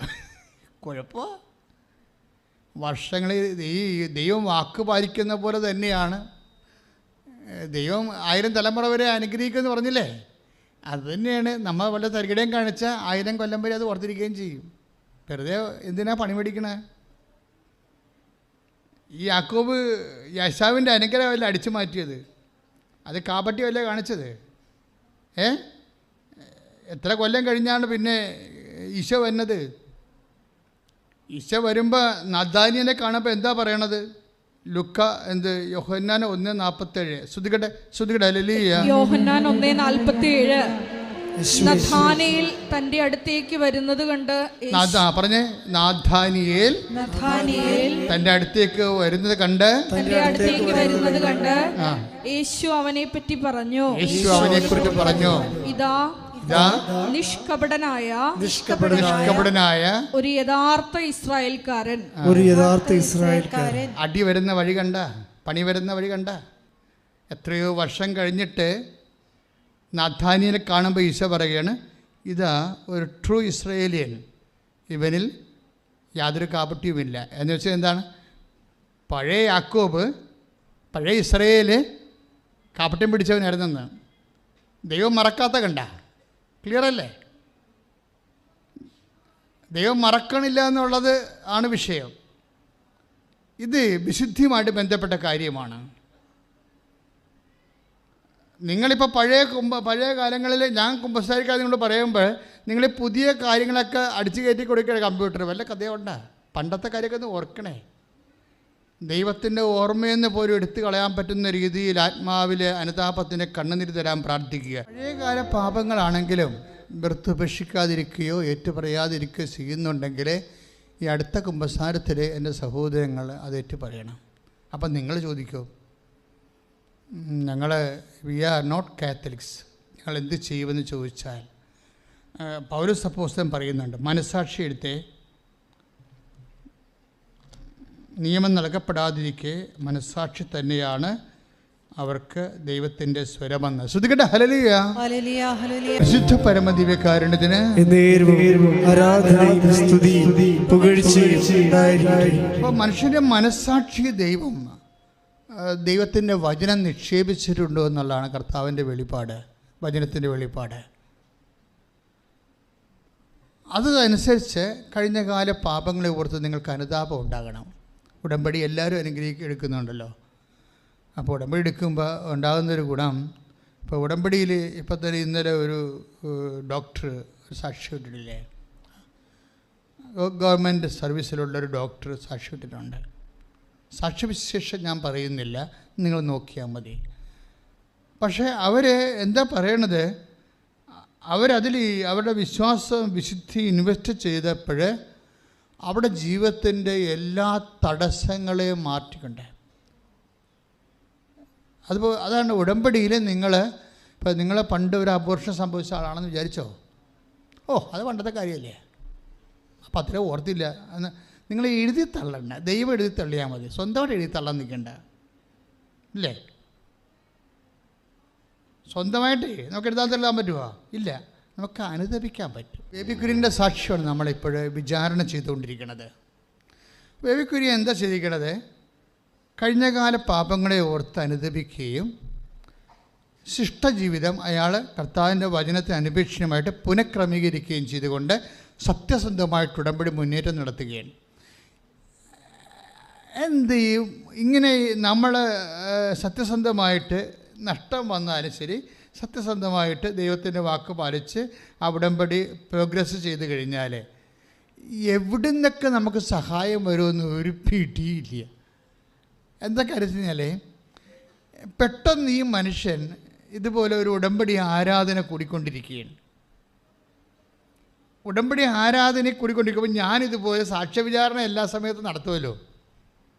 എനിക്ക് അഭിഷേകമുള്ള സാക്ഷ്യങ്ങളെ നമുക്ക് അറിവുള്ള സാക്ഷ്യങ്ങളുണ്ടാകും, അഭിഷേകമുള്ള സാക്ഷ്യങ്ങളുണ്ടാകും. അപ്പം അഭിഷേകമുള്ള സാക്ഷ്യങ്ങൾ എന്നെ തോണ്ടും. ഈ കുഞ്ഞുങ്ങൾ അമ്മയെ തോണ്ടണ പോലെ തോണ്ടും ഇങ്ങനെ വന്ന്. അപ്പം അഭിഷേകമുള്ള സാക്ഷ്യങ്ങൾ അറിയാൻ പറ്റും. അപ്പോൾ അഭിഷേകമുള്ള സാക്ഷ്യങ്ങൾ ഞാൻ വീണ്ടും എടുത്ത് പ്രാർത്ഥിച്ചിട്ട് നിങ്ങൾക്ക് മനസ്സിലാകുന്ന രീതി ഞാൻ റീസെറ്റ് ചെയ്ത് തരും. അപ്പോൾ യോഗ്യൻ്റെ സാക്ഷ്യം, ഇയാൾ സ്വന്തമായിട്ട് ഉടമ്പടി എടുത്ത് കർത്താവിൻ്റെ വചനത്തെ അനപേക്ഷമായിട്ട് ജീവിതം പുനഃക്രമീകരിച്ച് കഴിഞ്ഞപ്പോൾ ദൈവം ഓൺലൈനിലായി. ഇപ്പം യാക്കോബിൻ്റെ പ്രശ്നം എന്താണ്? ദൈവം ഓൺലൈനിലായിട്ടും പുള്ളിക്ക് അറിയാൻ പറ്റില്ല. അതല്ലേ അയാൾ പറയണത് 28:16-17 അത് പറഞ്ഞേ, വായിച്ചേ. ശ്രുതികട്ടെ ഹല്ലേലൂയ.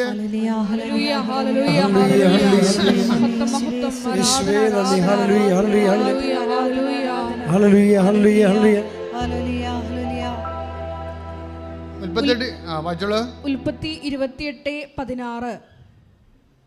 അവൻ പറഞ്ഞു, തീർച്ചയായും കർത്താവ് ഈ സ്ഥലത്തുണ്ട്, എന്നാൽ ഞാൻ അതറിഞ്ഞില്ല. അതാണ് പ്രശ്നം.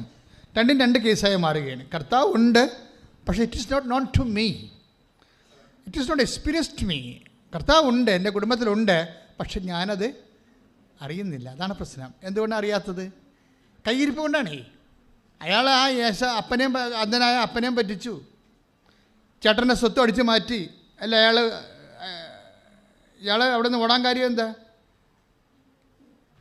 എല്ലാം നഷ്ടപ്പെട്ട് കഴിഞ്ഞപ്പോൾ അപ്പനോട് ഏശാവ് കെഞ്ചനുണ്ട്, അപ്പാ ഒരു വരം പോലും ഇല്ല അപ്പാ അത് ചോദിക്കുന്നുണ്ട്. അപ്പം ഒന്നുമില്ല, എല്ലാം കൊണ്ടുപോയെന്ന്. അപ്പോൾ ഇവരിങ്ങനെ ചിരിക്കും, ഇങ്ങനെ അട്ടഹസിച്ച്. അത് സാറാ കേൾക്കും, അല്ല റബേക്ക കേൾക്കും. അപ്പാന്ന് ചോദിച്ചിട്ട് അവൻ കണ്ണീരടിച്ച് ചോദിക്കണം, അപ്പാ ഒരു വരം പോലും ഇല്ല എന്ന് ചോദിക്കും. അപ്പോൾ ഇസാക്ക് പറയും, ഒരു വരം പോലും ഇല്ല മോനെ, എല്ലാം അവൻ കൊണ്ടുപോയെന്ന് പറയും. അപ്പം കരച്ചിൽ മാറ്റിയിട്ട് ഇവൻ അട്ടഹസിക്കും, എന്നിട്ട് ഇവൻ ചിരിക്കും. ആര് ചിരിക്കും? യേശാവ് ചിരിക്കും. യേശാവിൻ്റെ ചിരി റബേക്ക കേൾക്കും. എന്താ അവൻ ചിരിക്കാൻ കാര്യം? അവനെ കൊല്ലാമെന്ന് ഓർത്തപ്പോൾ അവന് സന്തോഷമായിരുന്നു. മനസ്സിലായില്ലേ? അവനെ ഒരു വരം പോലും ഇല്ലാതെ എന്നെ പറ്റിച്ചവനെ ഇന്ന് വൈകുന്നേരത്തോളം ഞാൻ കൊല്ലും എന്ന് പറഞ്ഞിട്ടാണ് അവൻ ചിരിക്കുന്നത്. കാര്യങ്ങൾ ബൈബിളിൻ്റെ പോക്ക് കണ്ട. ഇത് കേട്ടപ്പോൾ തന്നെ റബേക്ക കൈയോടെ യാക്കോബിനോട് പറഞ്ഞു, മകനെ ജീവനും കൊണ്ട് പോയിക്കോ, ഇവിടെ നിൽക്കാൻ പറ്റത്തില്ല പറയാം, അവൻ കൊന്നുകളയെന്ന് പറയും. ഇന്ന് രാത്രി നിനക്ക് തട്ടുമെന്നാണ് പറഞ്ഞിരിക്കുന്നത്. അങ്ങനെ ഓടിപ്പോണ പാർട്ടിയാണ്. അപ്പനെയും പറ്റിച്ച് ചേട്ടനെയും പറ്റിച്ച് വീട്ടിൽ നിന്ന് ഓടിപ്പോകുമ്പോൾ അതുകൊണ്ടാണ്. പക്ഷെ അങ്ങനെ ഓടിപ്പോകുന്നുണ്ടെങ്കിലും ദൈവം ഇവൻ്റെ കൂടെ പോകുന്നുണ്ട്.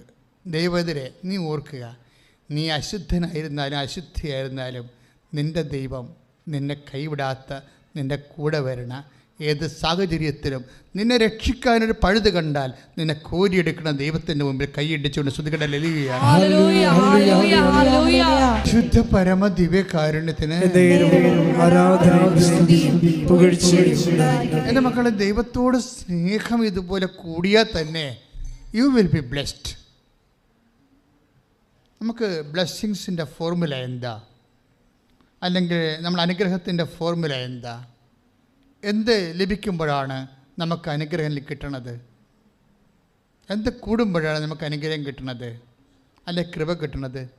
It is love of God, much more than that. പിന്നെ എന്താ ഉള്ളത്? Faith of God. 1 തിമോത്തി 1:14. ശ്രുതികട്ടെ ശ്രുതികട്ടെ. ഹല്ലേലൂയ. 1 തിമോത്തി 1:14. കർത്താവിന്റെ കൃപ യേശുക്രിസ്തുവിലുള്ള വിശ്വാസത്തോടും സ്നേഹത്തോടുമൊപ്പം എന്നിലേക്ക് കവിഞ്ഞൊഴുകി. ഇതാണ് 1 തിമോത്തി 1:14. ഒന്നിനെ പറഞ്ഞേ. കർത്താവിന്റെ കൃപ അവിടുത്തോടുള്ള സ്നേഹത്തോടും വിശ്വാസത്തോടും ഒപ്പം എന്നിലേക്ക് കവിഞ്ഞൊഴുകി. അപ്പൊ ദൈവാഗന്റെ അനുഗ്രഹം വരുന്ന വഴി എന്താണ്? ദൈവസ്നേഹം തന്നെയാണ്, അല്ലേ? ദൈവസ്നേഹം തന്നെയാണ്. അതുകൊണ്ട് അത് ആ ഫോർമാറ്റ് മാറത്തില്ലേ? ഇപ്പോൾ 13:35. അതുപോലെ എന്നെ സ്നേഹിക്കുന്നവൻ എൻ്റെ കൽപ്പനകൾ പാലിക്കും. 14:23 എന്നെ സ്നേഹിക്കുന്നവൻ എൻ്റെ വചനം പാലിക്കും. അപ്പോൾ എൻ്റെ പിതാവ് അവനെ സ്നേഹിക്കുകയും ഞങ്ങൾ അവന്റെ അടുത്ത് വന്ന് അവനിൽ വാസമുറപ്പിക്കുകയും ചെയ്യും. This is presence of God. ഇതാണ് സാന്നിധ്യം. ഉടമ്പടിയുടെ പക്ക ഫോർമാറ്റ് എന്താണ്? അതായത് 14:23 എന്നെ സ്നേഹിക്കുന്നവൻ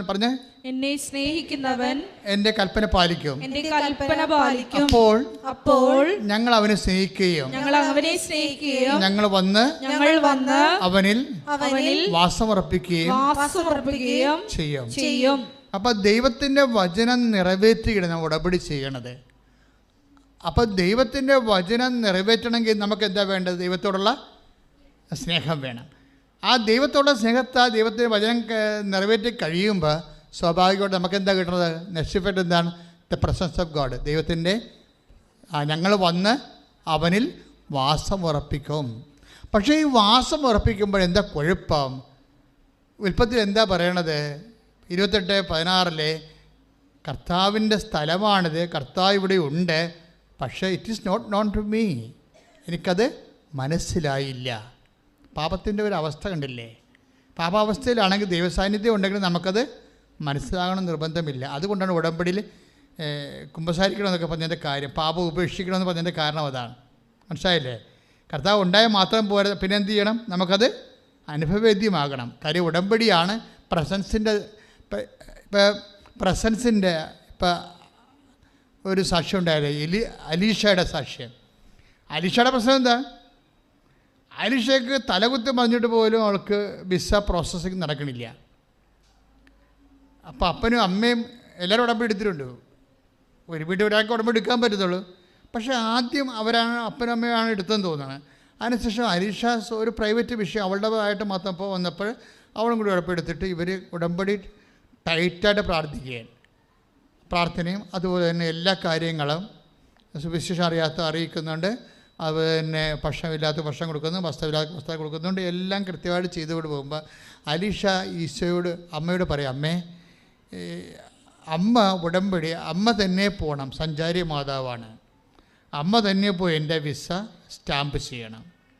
അമ്മ സ്റ്റാമ്പ് ചെയ്യുമ്പോൾ എനിക്കിവിടെ കാനഡയിൽ അമ്മ എൻ്റെ വിസ സ്റ്റാമ്പ് ചെയ്യുമ്പോൾ എനിക്കിവിടെ ഇരുന്ന് അറിയണം. അതാണ് പ്രശ്നം. അപ്പോൾ ഉടനെ ഇവളിപ്പോൾ ഒരു 2-3 ദിവസം കഴിഞ്ഞപ്പോൾ ഇവിടെ പെട്ടെന്ന് വിളിച്ച് പറയും, അമ്മയോട് പറയും, എൻ്റെ വിസ സ്റ്റാമ്പ് ചെയ്ത്. അപ്പോൾ പറഞ്ഞ്, നിനക്കെങ്ങനെ അറിയാം? മുല്ലപ്പൂവിൻ്റെ മണം വന്നെന്ന്. അതാണ് വിഷയം. പറഞ്ഞ മനസ്സിലായില്ലേ? എനിക്ക് സൈൻ തന്നിട്ടുണ്ട്, ഇപ്പം എനിക്ക് മുല്ലപ്പൂവിൻ്റെ സ്മെല്ല് വന്നു. അതിൻ്റെ അർത്ഥം എന്താണ്? അമ്മ എൻ്റെ വിസ ഞാൻ പറഞ്ഞ പോലെ സ്റ്റാമ്പ് ചെയ്തിട്ടുണ്ട്. അപ്പോൾ വിത്തിൻ നോ ടൈം ആ സ്റ്റാമ്പ് ചെയ്ത വിസ അവർക്ക് കിട്ടും. ശ്രുതികട്ടെ ഹല്ലേലൂയ. ആത്മബന്ധത്തിൻ്റെ ഒരു വലിയ അനിർവചനീയമായ ഒരു അനുഭവ ലോകമാണ്. ബുദ്ധി കൊണ്ട് മാത്രം കാര്യങ്ങളെ സമീപിക്കുന്നവർക്ക് ഇതിൻ്റെ ABCD അറിയാൻ പറ്റത്തില്ല. ഈ വിശ്വാസത്തിൻ്റെ സാധ്യത എന്ന് പറയുന്നത് വല്ലാത്ത സാധ്യതയാണ്. അതല്ലേ 1 തിമോത്തി 1:14 എന്താ വായിച്ചത്? കർത്താവിനോടുള്ള സ്നേഹത്തോടും പറഞ്ഞേ, കർത്താവിനോടുള്ള സ്നേഹത്തോടും വിശ്വാസത്തോടും ഒപ്പം ദൈവകൃപ എന്നിലേക്ക് ചൊരിയുന്നു.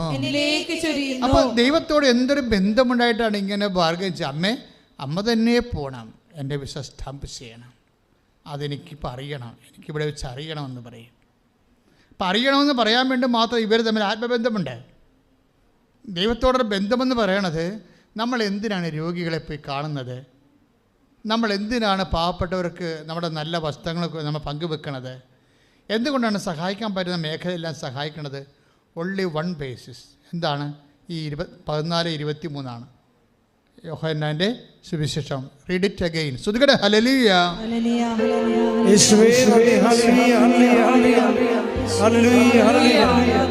യോഹന്നാൻ 14:23. എന്നെ സ്നേഹിക്കുന്നവൻ പറഞ്ഞ, എന്നെ സ്നേഹിക്കുന്നവൻ എന്റെ വചനം പാലിക്കും. അപ്പോൾ എന്റെ പിതാവ് അവനെ സ്നേഹിക്കുകയും ഞങ്ങൾ അവന്റെ അടുത്ത് വന്ന് അവനിൽ വാസമുറപ്പിക്കുകയും ചെയ്യും. ഇപ്പം ഇങ്ങനെ വരുമ്പോൾ, ഇപ്പോൾ നമ്മൾ ഉടമ്പടി എടുത്ത് ഉടമ്പടിയുടെ സത്യസന്ധത പുലർത്തി ദൈവത്തെ സ്നേഹിച്ചു, ദൈവത്തിന് വേണ്ടി ജീവിച്ചു ഒക്കെ വരുമ്പോൾ ദൈവം എന്താ? ദൈവത്തിൻ്റെ രീതി എന്താ? ദൈവം വിശ്വസ്തനല്ലേ? നമ്മൾ 7:9 വായിച്ചില്ലേ നിയമാവർത്തനം? എത്ര കാലം കഴിഞ്ഞാലും വചനം പാലിക്കുന്നവരോട് ദൈവം വിശ്വസ്തനായിരിക്കും. അപ്പോൾ ഈ ബേബി കുര്യൻ്റെ വിഷയത്തിൽ നമ്മൾ ഡീൽ ചെയ്തുകൊണ്ടിരിക്കണേ. ഇപ്പോൾ ബേബി കുര്യൻ്റെ പ്രോബ്ലം എന്താണ്? 1 കോടി 10 ലക്ഷം രൂപ കടവാണ്. കടക്കാരെ കുരളിക്ക് പിടിച്ചിരിക്കുക. കുരളി എന്ന് തന്നെയല്ലേ നിങ്ങളൊക്കെ പറയണത്? ആലപ്പുഴ ഭാഷയാണ് ഞാൻ ഉപയോഗിക്കുന്നത്. നിങ്ങൾക്ക് വേറെ വല്ലതാണ് അവനോട് വിചാരിക്കുക. അതായത് കഴുത്തിന് പിടിച്ചിരിക്കുക, അനങ്ങാൻ പാടില്ല, ശ്വാസം എടുക്കാൻ പറ്റണില്ല. കടവാണേ, കളിയല്ലേ. കച്ചവടമാണെങ്കിൽ കൂപ്പ് കുത്തിയിരിക്കുകയാണ്, 0 വരുമാനമാണ്. ഒരു മനുഷ്യൻ്റെ അവസ്ഥ നോക്കിയേ. പക്ഷേ വേക്കുര്യൻ കൃത്യമാണ്.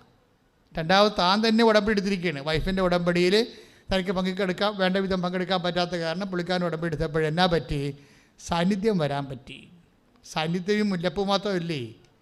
Anything can be a medium of the presence for those who take covenant prayer.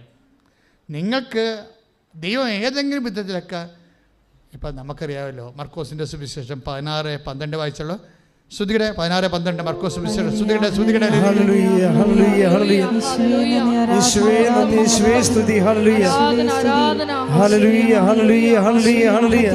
മർക്കോസ് 16:12. ഇതിനുശേഷം അവരിൽ രണ്ടുപേർ ഗ്രാമത്തിലേക്ക് നടന്നു പോകുമ്പോൾ അവൻ വേറൊരു രൂപത്തിൽ അവർക്ക് പ്രത്യക്ഷപ്പെട്ടു. അപ്പൊ അമ്മ മാതാവ് ഇവിടെ പ്രത്യക്ഷപ്പെട്ട ഈ സിൽവർ ഗ്രേയിലെ അത് വിമല ഹൃദയമാണ് ഇവിടെ വെച്ചിരിക്കുന്നത്. സഭയ്ക്ക് അത് വെക്കാനേ നമുക്ക് ഔദ്യോഗികമായിട്ട് അനുവാദമുള്ളൂ. പക്ഷേ അമ്മ ഇങ്ങനെയല്ല പ്രത്യക്ഷപ്പെട്ടെന്ന് അറിയാം. അമ്മ എന്താണ്? സമയഘടികാരം എന്ന് വെച്ചാൽ അത് 10:08 സൂചി കാണിച്ചാണ് പ്രത്യക്ഷപ്പെടുന്നത്. അതാണ് അവിടെ ഒരു മോഡൽ വെച്ചിരിക്കുന്നത്. അവിടെ പോയി ഒന്നും പ്രാർത്ഥിക്കരുത് കേട്ടോ. അത് പ്രാർത്ഥിക്കുന്നത് സഭയുടെ അനുവാദം വേണം. സഭ അനുവദിച്ച് കഴിയുമ്പോൾ ആൾത്താറയിലേക്ക് അത് മാറ്റും. അതെന്താ സംഭവം എന്ന് വെച്ച് കഴിഞ്ഞാൽ, ഇപ്പം നമുക്ക് അനുവദനീയമായ വണക്കമായിട്ട് വെച്ചിരിക്കുന്ന തിരുസ്വരൂപം വിമല ഹൃദയമാണ്. അപ്പോൾ അതുകൊണ്ട് വേറെ മാറ്റങ്ങളൊന്നുമില്ല. സഭയുടെ ഔദ്യോഗിക അംഗീകാരവും മെത്രാനാച്ച വന്ന് വ്യഞ്ചരിച്ചതാണ്. അപ്പോൾ അതുകൊണ്ട് എപ്പോഴും ഞാൻ പറഞ്ഞതിൻ്റെ കാരണം, ഇപ്പം എന്താ നമ്മൾ വായിച്ചു കേട്ടത്? എന്താ 6:12 മർക്കോസിൻ്റെ സുവിശേഷം അല്ലേ? എന്താണ് ഈ 16:12 മർക്കോസിൻ്റെ സുവിശേഷം എന്താ പറയണത്? അവർ ഇതിന് ശേഷം അവർ ഗ്രാമത്തിലേക്ക് പോകുമ്പോൾ എന്ത് പറ്റി? ഈ ഗ്രാമത്തിലേക്ക് പോകുന്ന ആൾക്കാരുടെ അവസ്ഥ അറിയാമല്ലോ. അവർ ലൂക്കാൻ്റെ സുവിശേഷം പറയുന്നുണ്ട് കൃത്യമായിട്ട്. ഇവർ മ്ലാനവദനരായിട്ടാണ് പോണത്. കാര്യം ദുഃഖവെള്ളിയാഴ്ചയും കഴിഞ്ഞ് വലിയ ശനിയാഴ്ച വൈകുന്നേരമായിട്ട് കക്ഷിയുടെ പോണത്. അപ്പോൾ അതിൻ്റെ അവരുടെ മാനസികാവസ്ഥ അറിയാമല്ലോ. ക്ലയോഫസും പാർട്ടിയാണ് ഈ പോണത്. പക്ഷേ ബൈബിൾ എന്താ പറയണത്? പ്രത്യക്ഷപ്പെടേണ്ട വേറൊരു മോഡ് ഓഫ് അപ്പാരിഷനാണ് പറയണത്. 16:12 ഇതിന് ശേഷം അവർ രണ്ടുപേര് ഗ്രാമത്തിലേക്ക് പോവുകയായിരുന്നു. അപ്പോൾ എന്താ സംഭവിച്ചത്? അപ്പോൾ അവൻ വേറൊരു രൂപത്തിൽ. That is my point. ദൈവത്തിൻ്റെ പ്രസൻസ് നിനക്ക് ഏത് രൂപത്തിലും അനുഭവിക്കാൻ പറ്റും. മനസ്സിലായില്ലേ? മുല്ലപ്പൂ പ്രസൻസിൻ്റെ ഒരു അടയാളമാണ്. പലർക്കും അത് ഇപ്പോൾ ഒരു ആയിരക്കണക്കിന് മനുഷ്യർക്ക് ഇപ്പോൾ അങ്ങനെയുള്ള അനുഭവങ്ങൾ ഉണ്ടായിട്ടുണ്ട്. പക്ഷേ ഈ ബേബി കുര്യൻ അനുഭവം അതല്ല. ബേബി കുര്യന് ദൈവാനുഭവം ഉണ്ടാകണത് പുള്ളിക്കാരൻ ഈ ആരാധന കേട്ടോണ്ടിരിക്കും. ഏത് ആരാധന? ഉടമ്പടി എടുത്തല്ലേ പുള്ളി. അപ്പോൾ ഉടമ്പടി ആരാധന ഇങ്ങനെ വെളിപാടിങ്ങനെ വന്നുകൊണ്ടിരിക്കുമല്ലോ. ഞാനീ പഠിച്ച കാര്യങ്ങളല്ലല്ലോ നിങ്ങളോട് പറയണത്. ഇവിടെ വെച്ച് ഈശോ ഇത് ലൈൻ ചേഞ്ച് ചെയ്ത് കൊടുക്കുന്നുണ്ടല്ലോ. പലപ്പോഴും ഞാൻ എൻ്റെ ധ്യാന ചിന്തകൾക്കൊപ്പമല്ല ഞാൻ സഞ്ചരിക്കണത്. കർത്താവിനിടയ്ക്ക് കുറേ സമയത്ത് വഴി ഇങ്ങനെ തിരിച്ച് വിടുന്നുണ്ട്. ട്രാഫിക്ക് നല്ല രസമാണ് ഈ ഉടമ്പടി ധ്യാനം. അപ്പോൾ ബേബിക്കുര്യൻ്റെ പ്രശ്നം എന്താണ്? ബേബിക്കുര്യന് ഒരു ഉടമ്പടി ധ്യാനം കൂടിക്കൊണ്ടിരിക്കുകയാണ്. അപ്പോൾ നമ്മൾ ഉടമ്പടി എടുത്ത ആൾക്കാരെല്ലാവരും ഉടമ്പടി ധ്യാനം മസ്റ്റായിട്ട് കൂടണം. കാര്യം ഉടമ്പടിയെക്കുറിച്ച് അറിയണതും ദൈവം സംസാരിക്കണതെല്ലാം ഈ ആരാധന സമയത്ത്. ഈ ആരാധന പുള്ളിക്കാരൻ കൂടിക്കൊണ്ടിരിക്കുന്ന സമയത്ത് എൻ്റെ സംസാരത്തിൽ നിന്ന് ഒരു സാക്ഷ്യം ഞാൻ വിചാരണ ചെയ്യണത് അദ്ദേഹം കേട്ട് അദ്ദേഹത്തിന് അതൊരു മറ്റൊരു രൂപത്തിൽ ദൈവത്തിൻ്റെ വെളിപാടായി മാറി. എന്താണ്? ഒരു മകളോട് അവൾ അച്ഛനെ കാണാൻ വന്നപ്പോൾ ഞാൻ അവളോട് പറഞ്ഞു, നീ റീ എക്സാം ചെയ്യേണ്ട, റീ വാല്യുവേഷന് കൊടുക്കാൻ പറഞ്ഞു. അതാണ് വിഷയം. അവൾ റീ എക്സാം തോറ്റു വന്നിരിക്കുകയാണ് ആൾ. തോറ്റു വന്നപ്പോഴും അവൾക്ക് റീ എവാലുവേഷൻ കൊടുത്ത ഒരു സ്കോപ്പില്ല, അവൾക്കറിയാം. അതുകൊണ്ട് രണ്ടാമത്തെ എക്സാമിന് വേണ്ടി പ്രാർത്ഥിക്കാൻ വേണ്ടി വന്നപ്പോൾ അവളുടെ കാലിൽ തയ്യാറെടുക്കല്ലേ കൈവച്ച് കഴിഞ്ഞപ്പോൾ കർത്താവ് വയ്ക്കുന്നൊരു നോട്ടാണ് റീവാലുവേറ്റിന് കൊടുക്കാൻ പറഞ്ഞു. അച്ഛാ അത് പരീക്ഷ എഴുതണ്ട, റീവാലുവേഷൻ കൊടുക്കാൻ പറഞ്ഞു. അപ്പോൾ റീവാലുവേഷൻ കൊടുത്തപ്പോൾ അവർ 20 മാർക്ക് കിട്ടി കൂടുതൽ. അപ്പോൾ അവൾ കവറായി, എക്സാം എഴുതാതെ കഴിഞ്ഞു. ആ സാക്ഷ്യമാണ് ഞാൻ പറഞ്ഞുകൊണ്ടിരിക്കുന്നത്. പക്ഷേ ബേബി കുര്യന് ഇത് ഈ IELTS എഴുതിയ കാര്യമാണ് ഞാൻ പറഞ്ഞെങ്കിലും പുള്ളിക്കാരന് ആ ഒരു മീഡിയത്തിലൂടെ കർത്താവ് വേറെ ഒരു മെസ്സേജ് കൊടുത്ത് വേറൊരു രൂപത്തിൽ പ്രത്യക്ഷപ്പെടുമെന്ന് പറയത്തില്ലേ, അതുപോലെ എന്താ പറഞ്ഞിരിക്കുന്നത്? റീവാലുവേഷൻ കഴിഞ്ഞ പരീക്ഷയുടെ വീണ്ടും ഒരു പരീക്ഷ അതിലേക്ക് പോകുന്നതിന് പകരം പഴയ പരീക്ഷ തന്നെ റീവാലുവേറ്റ് ചെയ്യുക. അപ്പോൾ വേഗൂരിന് അതിനകത്ത് കിട്ടുന്ന മെസ്സേജ് എന്താണ്? പണ്ട് സ്ഥലം കാണാൻ വന്ന കക്ഷിയില്ലേ, വേണ്ടെന്ന് പറഞ്ഞു പോയവരാ, അവരൊന്ന് വിളിക്കാൻ നോക്കി. അതാണ് വേറൊരു രൂപം. ദൈവം ശ്രദ്ധയോടുകൂടി വേണം ദൈവത്തിന് ഇവിടെ സഞ്ചരിക്കാൻ. എങ്ങനെയും നിന്നെ ഹെൽപ്പ് ചെയ്യും. നീ അറിയണം. നീ ഇങ്ങനെ ചുമ്മാ ഒരു ഇൻഫർമേഷന് വേണ്ടി ഇതൊക്കെ കാണുമ്പോഴാണ് പ്രശ്നം വേണ്ടത്. ദൈവത്തിൻ്റെ സാന്നിധ്യത്തെക്കുറിച്ച് നിനക്ക് കൃത്യമായ ഒരു സീരിയസ് ആയിട്ടുള്ള ഒരു ബോധത്തിൽ ബേബിക്കുര്യൻ പറഞ്ഞാൽ റീവാലുവേഷന് കൊടുത്തു. അതുപോലെ തന്നെ എൻ്റെ സ്ഥലം നോക്കാൻ പറഞ്ഞ് വേണ്ടെന്ന് പറഞ്ഞ ഒരു കക്ഷിയുണ്ടല്ലോ, 10 പേരാ മറ്റേ വന്ന് പോയതാണല്ലോ, ഒരാളെ വിളിച്ച് നോക്കുക. അയാൾ വേണ്ടെന്നാണ് പറഞ്ഞത്. എന്നാലും ഒന്ന് റീവാലുവേഷൻ ഇപ്പം അച്ഛൻ പറഞ്ഞല്ല. അപ്പം ഈശോ അയാൾക്ക് കൊടുത്ത വേറൊരു രൂപമാണ്, ദൈവസന്ദേശത്തിൻ്റെ വേറൊരു രൂപം. അയാൾ വേണ്ടെന്നും പറഞ്ഞ് പോയ കക്ഷിയെ വീണ്ടും ഇയാളെ കറക്കി മൊബൈലിൽ വിളിക്കും. അപ്പം ചോദിക്കും, അയാൾ ചോദിക്കും എന്താ വിളിച്ചതെന്ന് ചോദിക്കും.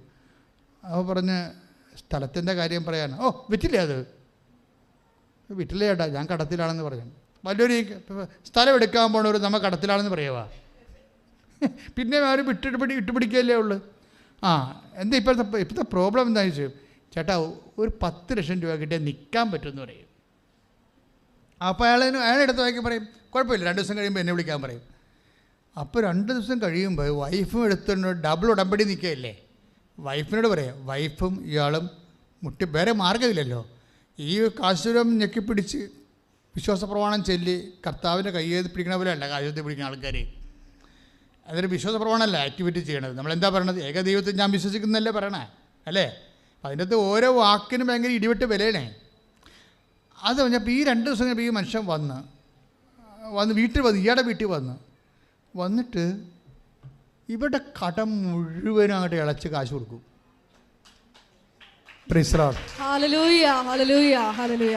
ഇത് അതായത് അയാൾ പറഞ്ഞ സാക്ഷ്യം ഞമ്മ ഞെട്ടിപ്പോവും. ഒരു മെസ്സേജ് വന്ന വഴി കണ്ടില്ലേ നിങ്ങൾ? ദ പ്രസൻസ് ഓഫ് ഗോഡ്, ദൈവത്തിൻ്റെ സാന്നിധ്യം. IELTSൻ്റെ സാക്ഷ്യം കേട്ടതാണ് വിഷയമേ. അത് വേറൊരു രൂപത്തിൽ ആ മനുഷ്യൻ രക്ഷപ്പെടാനുള്ള മാർഗമായിട്ട് പരിശുദ്ധാത്മാവ് റീമോൾഡ് ചെയ്ത് റൂട്ട് ചെയ്ത് കൊടുക്കുകയാണ്. ദൈവത്തെ നിങ്ങളെ എങ്ങനെയും നയിക്കാൻ പറ്റും. ഇപ്പം ബേബി എന്താ ഇത് ആദ്യം ചെയ്യാൻ വരുന്നേ, ചെയ്യത്തില്ല. കാര്യം ഇയാൾ വൈഫിനെ കൊണ്ട് ഉടമ്പടി എടുപ്പിച്ചിട്ട് പുള്ളി പഴയ കലാപരിപാടികൾ നടക്കുകയില്ല. അപ്പോൾ അതുകൊണ്ട് ദൈവ സാന്നിധ്യം ഉണ്ട്, പക്ഷേ അനുഭവിക്കാൻ പറ്റണില്ല. പക്ഷേ ഇയാൾ സത്യസന്ധമായിട്ട് ദൈവത്തോട് മുട്ടിക്കഴിഞ്ഞപ്പോൾ ദൈവം ആരാണെന്ന് മനസ്സിലാക്കാൻ തുടങ്ങി. റീവാലുവേഷൻ ഒരു മെസ്സേജാണ്. അത് എടുത്തിട്ട് അദ്ദേഹത്തിന് കിട്ടിയ മെസ്സേജ് എന്താണ്? വേണ്ടെന്ന് പറഞ്ഞ് പോയ ആൾക്കാരെ തിരിച്ച് വിളിക്കുക. ആ വിളിച്ചാൾ കറക്റ്റായിരുന്നത്. അയാൾ വന്നിട്ട് സ്ഥലം എടുത്ത് എഗ്രിമെൻ്റ് ആയി കഴിഞ്ഞപ്പോൾ തന്നെ അയാളുടെ കടങ്ങൾക്കെല്ലാം നിവൃത്തിയാകുന്ന രീതി കാശ് കൊടുത്തു. ഇനി പ്രമാണം ചെയ്താൽ മാത്രം മതി. അപ്പം പ്രമാണത്തിന് മുമ്പ് തന്നെ കടം തീർന്നിരിക്കണം. ഇപ്പം ഇത്രയും സ്പീഡായിട്ടാണ് ഇത് വർക്ക് ചെയ്യണത്.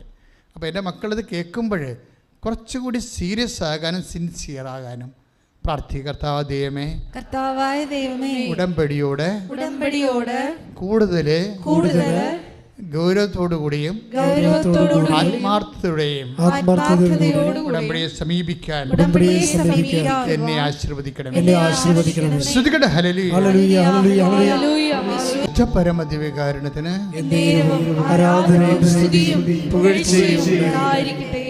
മക്കളെ, ഇപ്പോഴും നമ്മൾ യേശുനാമത്തിൽ പ്രാർത്ഥിക്കാൻ പോകുന്നു.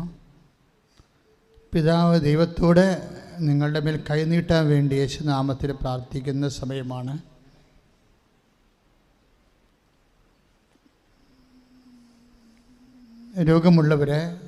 രോഗമുള്ളിടത്ത് ഈശോയുടെ നാമത്തിൽ കൈകൾ വെച്ച് രോഗത്തെ സൗഖ്യത്തിനായി സമർപ്പിക്കേണ്ടതാണ്. ഇപ്പോഴും ഈശോ കാണിക്കുന്നത് കൈകളുടെ വിരലുകളുടെയൊക്കെ ഇടയിൽ, തുടയുടെ ഇടയിലൊക്കെ ഇങ്ങനെ ശരീരം അഴുകുന്ന വ്യക്തിയെ കർത്താവ് കാണിക്കുന്നുണ്ട്. ആ വ്യക്തികളെ കർത്താവ് സുഖപ്പെടുത്തുന്ന സൂചനയാണ് നമുക്ക് ലഭിക്കുന്നത്. നെറ്റിയിൽ പാണ്ടുള്ളവർ, നെറ്റിയിൽ പാണ്ടാണ് ആദ്യം തുടങ്ങിയത്. മുടിയുടെ അടിയിൽ വെളുത്ത കളറ്, പിന്നെ നെറ്റിയേറ്റ് പടർന്ന്, പിന്നെ ചിലർക്ക് ചുണ്ടിൽ പാണ്ട്. അവരെല്ലാവരെയും ഇപ്പോഴും ഓൺലൈനിലുള്ളവരും ആ പാണ്ട് സ്ഥലങ്ങളെല്ലാം കൈവച്ചുകൊണ്ട് യേശുനാമത്തിൽ കർത്താവിൻ്റെ രക്തം തളിക്കപ്പെടാൻ വേണ്ടി സ്തുതിക്കട്ടെ. നിന്റെ ഉന്നതമായ നാമത്തിൽ പ്രാർത്ഥിക്കുന്ന വിസർപ്പ രോഗികള്, ത്വക്ക് രോഗികള്, അപ്പാ പിതാവേ, നിന്റെ പുത്രനായ യേശുക്രിസ്തു നാമത്തിൽ ഞങ്ങൾ പ്രാർത്ഥിക്കുന്ന നിന്റെ കൈകൾ അവിടെ മേൽ നീട്ടിക്കൊണ്ട് അവരെ സൗഖ്യപ്പെടുത്തണമേ. ശ്രദ്ധിക്കട്ടെ. വിസർപ്പ രോഗമുള്ളവരെ, വേരിക്കോസിൻ്റെ അസുഖമുള്ളവരെ, വാതരോഗികളെ, മസിൽ ചുരുങ്ങുന്നവരെ, മസിൽ ബലക്ഷയമായിട്ടിരിക്കുന്നവരെ, എപ്പോഴും ഒരു തരം വിഷപ്പൊട്ടിൻ്റെ അലർജികളുണ്ടാകുന്നവർ, പൊറുക്കാത്ത വ്രണമുള്ളവർ, കാല് വിണ്ടു കീറുന്നവർ, പലതരത്തിലുള്ള ഇരിച്ചിലും പുകച്ചിലും അനുഭവിക്കുന്നവർ, അവിടെ മേലെല്ലാം കർത്താവിൻ്റെ രക്തം തളിക്കപ്പെടാൻ വേണ്ടി സ്തുതിക്കട്ടെ. നിന്റെ ഉന്നതമായ നാമത്തിന് സ്തോത്രം ചെയ്യുന്ന കർത്താവേ, അപ്പാ പിതാവേ, അങ്ങേപ്പോൾ തന്നെ യേശുക്രിസ്തു നാമത്തിൽ ഞങ്ങൾ പ്രാർത്ഥിക്കുന്ന അവിടുത്തെ അവകാശമോഹരിമായ തിരുസഭയിലെ വേദനപ്പെടുന്നവരും കർത്താവിനെ നിന്റെ നാമത്തെ വിളിച്ച് അപേക്ഷിക്കുന്ന എല്ലാത്തരം മക്കളുടെ മേലും ദൈവത്തിൻ്റെ കാരുണ്യം ചൊരിയട്ടെ. യേശുക്രിസ്തു നാമത്തിൽ സൗഖ്യം പ്രാപിക്കട്ടെ. ശുദ്ധ പരമ ദിവ്യകാരുണ്യത്തിന്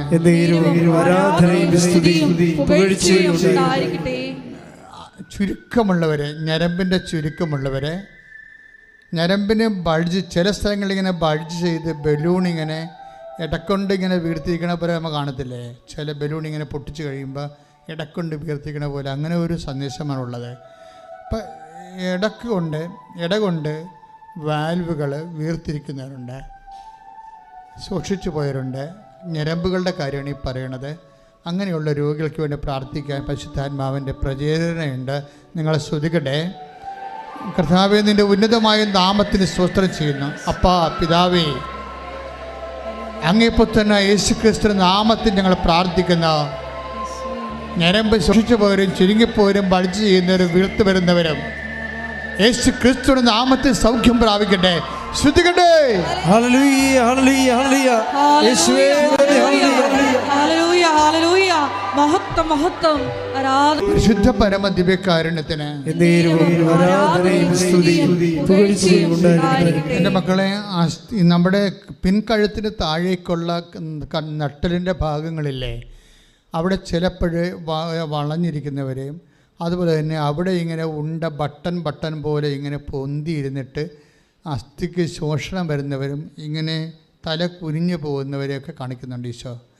അവരെല്ലാം നടുവെല്ലിനെ മുഴുവൻ ബോട്ടം മുതൽ അതിന് മുകളിൽ ടോപ്പ് മുതൽ ബോട്ടം വരെ നടുവെല്ലിനെ ഒഴിഞ്ഞുകൊണ്ട് ഈശോയുടെ വലത് കരത്താൽ സ്പർശിക്കുന്നതിന് വേണ്ടി പ്രാർത്ഥിച്ചുകൊണ്ട് കർത്താവേ അത്ഭുതം പ്രവർത്തിക്കണമേ. അപ്പാ പിതാവേ, അങ്ങേ പുത്രനായ യേശുക്രിസ്തുവിന്റെ നാമത്തില് നടുവെല്ലിനെ സൈനസ് കോണിനെ യേശു നാമത്തിൽ സൗഖ്യമാകട്ടെ.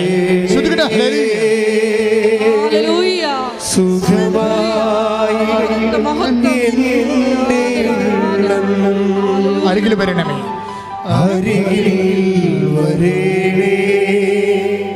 സദയം തൊടേണേ സുഖമായിടും എൻ്റെ ഉള്ളം. പരിശുദ്ധ പരമ ദിവ്യകാരുണ്യത്തിന് പരിശുദ്ധ പരമ ദിവ്യകാരുണ്യത്തിന് ഹൃദയരോഗികള്, വാൽവിന് ചുരുക്കമുള്ളവര്, വാല് ബ്ലോക്കായിരിക്കുന്നവര്, കരൾ രോഗികള്, അതുപോലെ തന്നെ മഹോദര രോഗികള്, കരൾ വീക്കമുള്ളവര്, കിഡ്നി ചുരുക്കമുള്ളവര്, കിഡ്നിയിൽ കല്ലുള്ളവര്, അണ്ടാശയത്തിൽ ഗർഭാശയത്തിൽ വീക്കമുള്ളവർ, സിസ്റ്റുള്ളവർ, അണ്ടാശയത്തിൽ അതുപോലെ തന്നെ സിസ്റ്റുള്ളവർ, PCOD രോഗികൾ, അവരെല്ലാം സമർപ്പിച്ചുകൊണ്ട് മുഴകൾ, അതുപോലെ തന്നെ സിസ്റ്റുകൾ, അതുപോലെ തന്നെ ബ്ലോക്കുകൾ, ശരീരത്തിലുള്ള കല്ലുകൾ യേശുനാമത്തിൽ മാറിപ്പോകട്ടെ. ശ്രുതികട്ടെ ശ്രുതികട്ടെ ശ്രുതികട്ടെ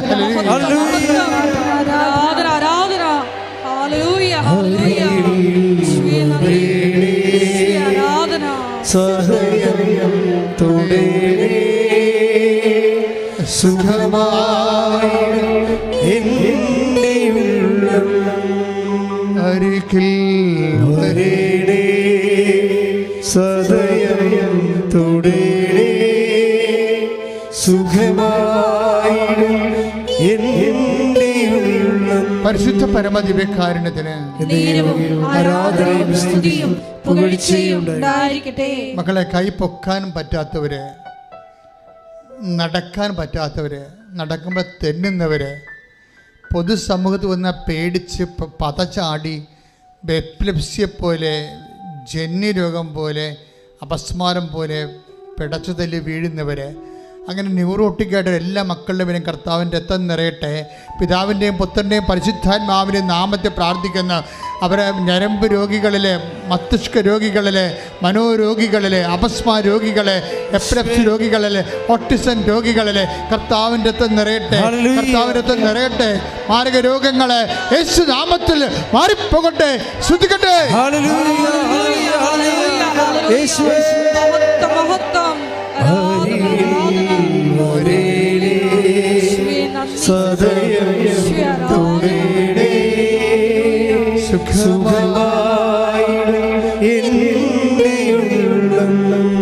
അരികിൽ വരണേ, അരികിൽ വരേണേ സദയം തൊടേണേ സുഖമായിടും എൻ്റെ ഉള്ളം. പരിശുദ്ധ പരമ ദിവ്യകാരുണ്യത്തിന്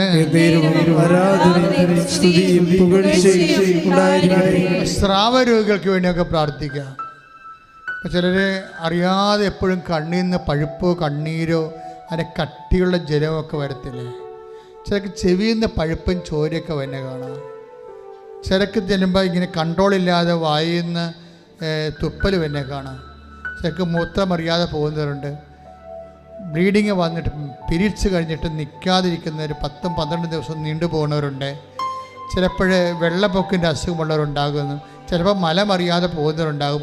അവരെല്ലാം സ്പർശിക്കാൻ വേണ്ടി സ്തുതിക്കട്ടെ. കർത്താവേ, നിൻ്റെ ഉന്നതമായ നാമത്തിന് സ്തോത്രം ചെയ്യുന്ന കർത്താവേ, കർത്താവേ, നിൻ്റെ വിശുദ്ധ പൗരോഹിത്യത്തെ മഹത്വപ്പെടുത്തണമേ. 36 വർഷം ഞാൻ അർപ്പിച്ച കുർബാനയുടെ യോഗ്യതയാൽ കൃപാസനത്താറെ ജീവനോടെ പ്രത്യക്ഷപ്പെട്ട മാതാവിൻ്റെ മാധ്യസ്ഥത്തിലെ മാരക രോഗങ്ങൾ, സ്രാവരോഗങ്ങൾ യേശുനാമത്തിൽ ഈ നിമിഷം മാറിപ്പോകട്ടെ. ശ്രുതിക്കട്ടെ. ഹല്ലേലൂയ, ഹല്ലേലൂയ, ഹല്ലേലൂയ.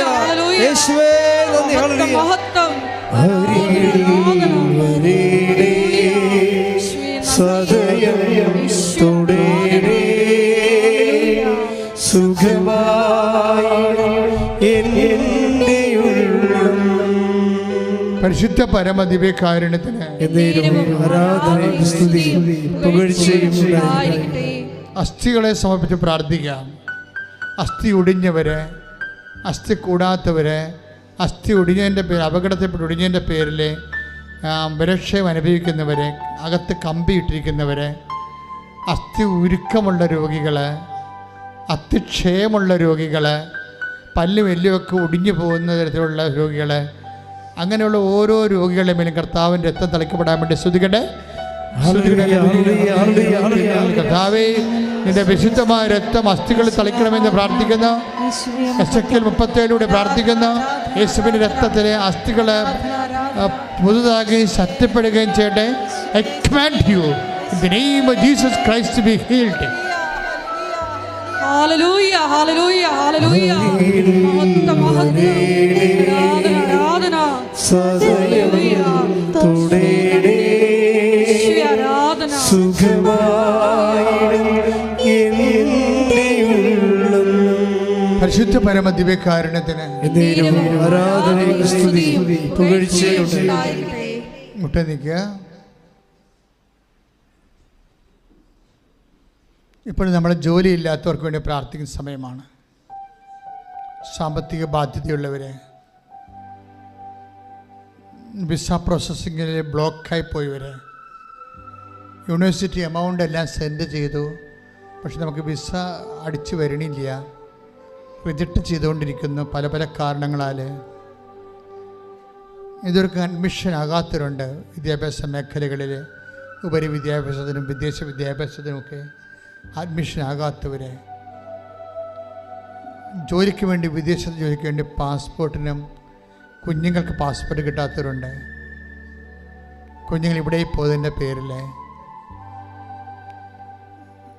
വളരെ ടെക്നിക്കലായിട്ടുള്ള ഒത്തിരിയേറെ പ്രയാസങ്ങളിൽ മനുഷ്യരെ ജീവിതം മുഴുവനും അതിനുവേണ്ടി ഒഴിഞ്ഞു വെക്കേണ്ടി വരുന്നവർ, കുഞ്ഞിനെ കൊണ്ടുവരാൻ ഇങ്ങോട്ട് അപ്പനെയും അമ്മയ്ക്കും വരാൻ പറ്റണില്ല, അങ്ങോട്ട് കൊണ്ടേ കൊടുക്കണം, അതിന് വിസ കിട്ടണില്ല. ഇങ്ങനെയൊക്കെ വല്ലാത്ത പുതിയ കാലത്തെ പുതിയ ജീവിതത്തിലെ പുതിയ പ്രയാസങ്ങളുമായിട്ട് മനുഷ്യർ വിഷമിക്കുകയാണ്. പലതരത്തിൽ പല ഡേറ്റുകളും ഡീബാറാകാൻ പോകുന്നു, ചില റാങ്ക് ലിസ്റ്റുകൾ ക്യാൻസലാകാൻ പോകുന്നു, അവസാനത്തെ കാത്തിരിപ്പും അസ്തമിച്ചു പോകുന്ന അവസ്ഥകൾ, ചില ഭാഗുടമ്പളി ചിലർക്ക് നടക്കണില്ല, ചിലർ മനഃപൂർവ്വം ഒപ്പിട്ട് കൊടുക്കത്തില്ല, നമ്മളെ ഗതി പിടിക്കുമെന്ന് ഓർത്തുകൊണ്ട് മനഃപൂർവ്വം വട്ടം ചവിട്ടി നിൽക്കുന്നവരുണ്ട്.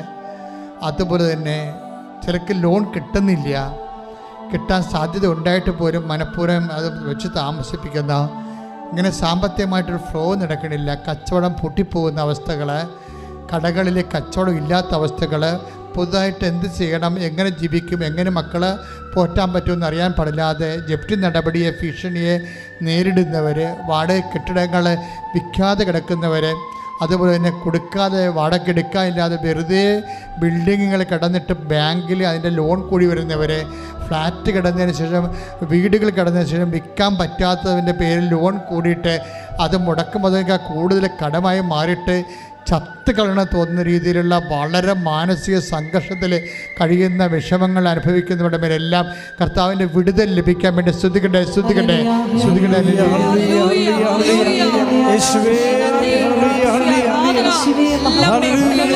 നിന്റെ ഉന്നതമായ നാമത്തിൽ 36 കൊല്ലം അർപ്പിച്ച കൃപയുടെ യോഗ്യതയാൽ കൃപാസ്ഥാനം ജീവനോടെ പ്രത്യക്ഷപ്പെട്ട മാതാവിൻ്റെ മധ്യസ്ഥത്തിലെ എല്ലാവിധ തടസ്സങ്ങളും യേശുനാമത്തിൽ നീങ്ങിപ്പോകട്ടെ എന്ന് പ്രാർത്ഥിക്കുന്ന ഹല്ലേലൂയ, ഹല്ലേലൂയ.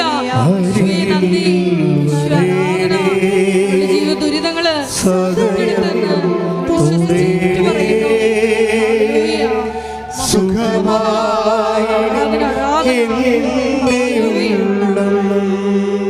പരിശുദ്ധ പരമ ദിവ്യകാരുണ്യത്തിന് ആരാധനയും സ്തുതിയും പുകഴ്ചയും ഉണ്ടായിരിക്കട്ടെ. ഡൈവേഴ്സ് നടക്കാൻ വേണ്ടി പ്രാർത്ഥിക്കുന്നവരുണ്ട്, ഡൈവേഴ്സ് നടക്കല്ലേ എന്ന് പറഞ്ഞ് പ്രാർത്ഥിക്കുന്നവരുണ്ട്. എല്ലാവരുടേതും വേദന തന്നെയാണ്. എല്ലാ മേഖലകളിലും കേസ്, കോടതി കേസായിരിക്കുന്നവർ, വിചാരണ കേസ് തുടങ്ങിയിരിക്കുന്നവർ, ജഡ്ജ്മെൻറ്റ് വരാൻ പോകുന്നവർ, എന്തൊരു ജഡ്ജ്മെൻ്റ് ആയിരിക്കും എന്നറിയാൻ പാടില്ലാതെ വേദനിക്കുന്നവർ, അതുപോലെ അങ്ങനെയുള്ള എല്ലാവരെയും സമർപ്പിച്ചുകൊണ്ട് പ്രാർത്ഥിക്കണം. സ്ഥലം വിൽക്കാത്തവർ, അതുപോലെ തന്നെ കൊടുത്ത പണം തിരികെ ലഭിക്കാതെ വലിയ കടത്തിൽ ജീവിക്കുന്നവർ, കള്ളക്കേസിൽ അകപ്പെട്ടിരിക്കുന്നവർ, അവരുടെ മേലെല്ലാം കർത്താവിൻ്റെ കൃപയും കാരുണ്യം ചെയ്യാൻ വേണ്ടി അമ്മയുടെ മധ്യസ്ഥതയിൽ പ്രാർത്ഥിക്കുന്ന ശ്രുതിക്കട്ടെ. ഹല്ലേലൂയ, ഹല്ലേലൂയ, ഹല്ലേലൂയ, ഹല്ലേലൂയ. യേശുവേ നന്ദി, ഹല്ലേലൂയ, ഹല്ലേലൂയ. ആരാധന. വരേണേ സദയം തുടേണേ സുഖമായി എൻ്റെ ഉള്ളം. ചിലർക്കെല്ലാം ഭയങ്കര കൺഫ്യൂഷനാണ്. വയസ്സ് 10, 36, 34, 30 കല്യാണം കഴിക്കണോ, അതോ ജോലി കിട്ടിയിട്ട് മതിയോ, ഇങ്ങനെ ജോലി കിട്ടട്ടെ എന്നൊക്കെ പറഞ്ഞിങ്ങനെ കല്യാണം നീട്ടിക്കൊണ്ടുപോയി. അങ്ങനെ അവസാനം ജോലിയുമില്ല കല്യാണമില്ലാതെ അന്വേഷിക്കുന്ന ആണുങ്ങളും പെണ്ണുങ്ങളുമുണ്ട്. അവരെല്ലാം കർത്താവേ, ഞാൻ ഈ വർഷങ്ങളെല്ലാം നടത്തിയിട്ടുള്ള ആരാധനകളുടെയും സർവോപരി അൾത്താരയിൽ പ്രത്യക്ഷപ്പെട്ട അമ്മയുടെ മാധ്യസ്ഥത്തിൽ ഞാൻ അവരുടെ ഇരുൾ മൂടിയ ഇനി ഒരടിമ എങ്ങനെ മുന്നോട്ട് പോകുന്ന അറിയാൻ പാടില്ലാത്ത തടസ്സപ്പെട്ടിരിക്കുന്ന അവരുടെ ജീവിത ഭാരങ്ങളെ, തടസ്സങ്ങളെ യേശുവിൻ്റെ നാമത്തിൽ മാറിപ്പോകാൻ വേണ്ടി ഈശോയുടെ നാമത്തിൽ വിടുതൽ ലഭിക്കുന്നതിന് വേണ്ടി പ്രാർത്ഥിക്കുന്നു.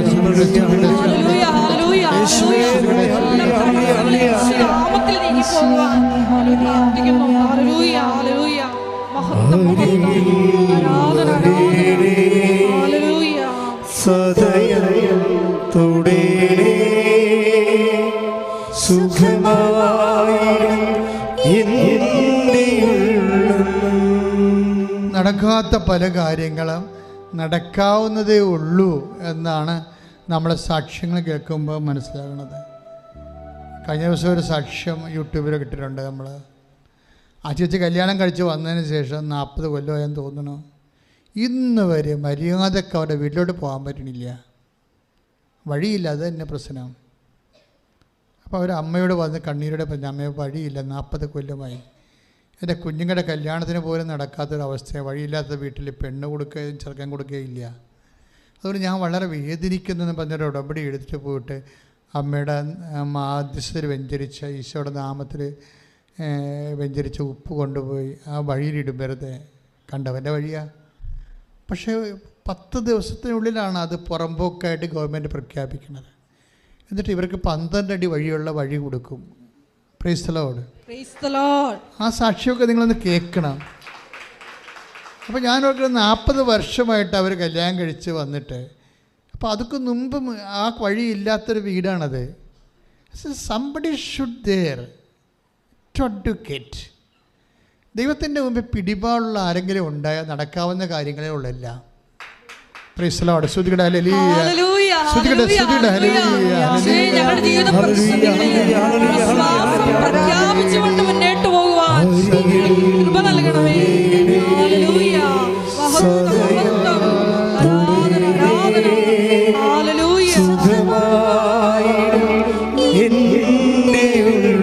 അരികിൽ വരണമേ, സദയം തുടേണേ സുഖമായി എൻ്റെ ഉള്ളം. മക്കളില്ലാത്തവരെ, ഞാൻ ഈ മക്കളില്ലാത്തവരുടെ ശരിക്കും വേദന അനുഭവിക്കുന്ന ഒരാളാണ്.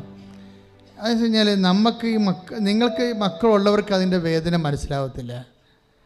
ഏറ്റവും കൂടെ പ്രയാസപ്പെടുന്നത് ഈ മക്കളില്ലാത്ത ചേച്ചിമാരാണ്. ശരിക്കും അവരുടെയൊക്കെ വേദന പറയാൻ പോലും പറ്റത്തില്ല. നിങ്ങളോർക്കോ എന്നാ മക്കളില്ല ഇല്ലാത്തതിലേ ഉള്ളതെന്ന് പറഞ്ഞ് നിങ്ങൾ പറയും. പക്ഷേ അങ്ങനെയല്ല പ്രശ്നം. അവർ ചാകാൻ വരെ തയ്യാറാണ് ഒരു കുഞ്ഞിനെ കിട്ടാൻ വേണ്ടി. അത്രയുടെ ഒരു ഇമോഷണൽ സെറ്റപ്പ് അതാണ്. അപ്പം ഞാൻ അവരൊക്കെ ശരിക്കും കുറേ നേരം പ്രാർത്ഥിക്കും അവരെ. കാര്യം കർത്താവ് കണ്ണ് തോന്നുവോളൂ, അങ്ങനെ ഒരു വചനയില്ലേ 43, കർത്താവേ അങ്ങേക്ക് ഞങ്ങളുടെ മേൽ കരുണ തോന്നുന്നത് വരെ എന്നും പറഞ്ഞ് സങ്കീർത്തനം പറയും, ആ കരുണ തോന്നുവോളും ഞങ്ങളുടെ കണ്ണുകൾ നിൻ്റെ മുമ്പിലേക്ക് ഇങ്ങനെ ഊന്നിക്കൊണ്ടിരിക്കുമെന്ന്. എൻ്റെ മക്കളെ, സങ്കീർത്തനത്തിൽ ആ ദൈവാനുഭവം ഭയങ്കരമാണ്. അത് നിങ്ങളൊന്ന് അനുവർത്തിക്കണം, നല്ലതാണ്. എനിക്ക് തോന്നുന്നു 143:2 സങ്കീർത്തനം. 123 സങ്കീർത്തനം 2-ാം തിരുവചനം വായിച്ചുള്ളൂ. ദാസന്മാരുടെ കണ്ണുകൾ എന്ന് പറഞ്ഞു, ദാസന്മാരുടെ കണ്ണുകൾ ദാസന്മാരുടെ കണ്ണുകൾ യജമാനന്റെ കയ്യിലേക്കെന്ന പോലെ ദാസിയുടെ കണ്ണുകൾ സ്വാമിനിയുടെ കയ്യിലേക്കെന്ന പോലെ ഞങ്ങളുടെ ദൈവമായ കർത്താവിന് ഞങ്ങളോട് കരുണ തോന്നുവോളം ഞങ്ങളുടെ കണ്ണുകൾ അങ്ങേ നോക്കി പാർത്തിരിക്കുന്നു. ഇതാണ് എൻ്റെ ഒരു മെക്കാനിസം എന്ന് പറയുന്നത്.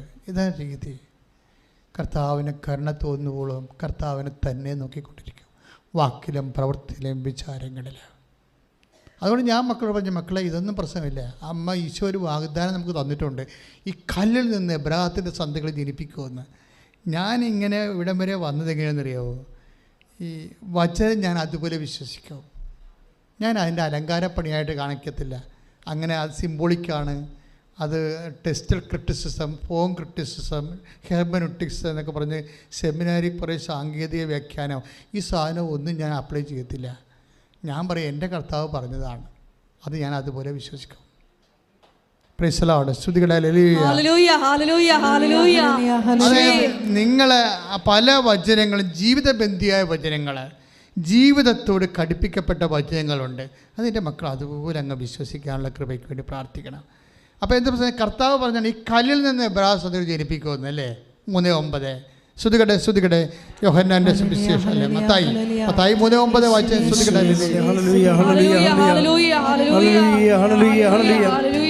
മത്തായി 3:9. ഞങ്ങൾക്ക് പിതാവായി അബ്രഹാമുണ്ടെന്ന് പറഞ്ഞ് അഭിമാനിക്കേണ്ട. ഈ കല്ലുകളിൽ നിന്ന് അബ്രാഹത്തിന് സന്താനങ്ങളെ പുറപ്പെടുവിക്കുവാൻ ദൈവത്തിന് കഴിയുമെന്ന് ഞാൻ നിങ്ങളോട് പറയുന്നു.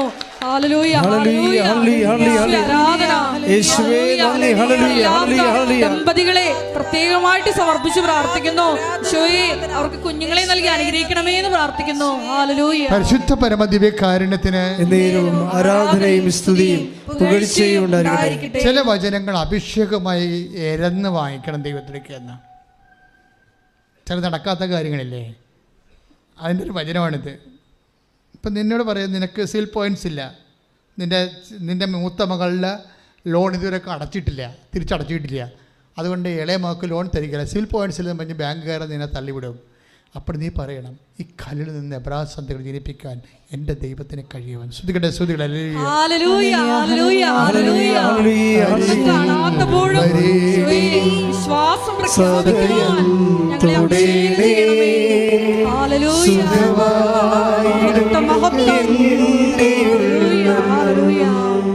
നിങ്ങൾ ഉടമ്പടി കണ്ടിട്ടില്ലേ? 24 കൊല്ലമായിട്ട്.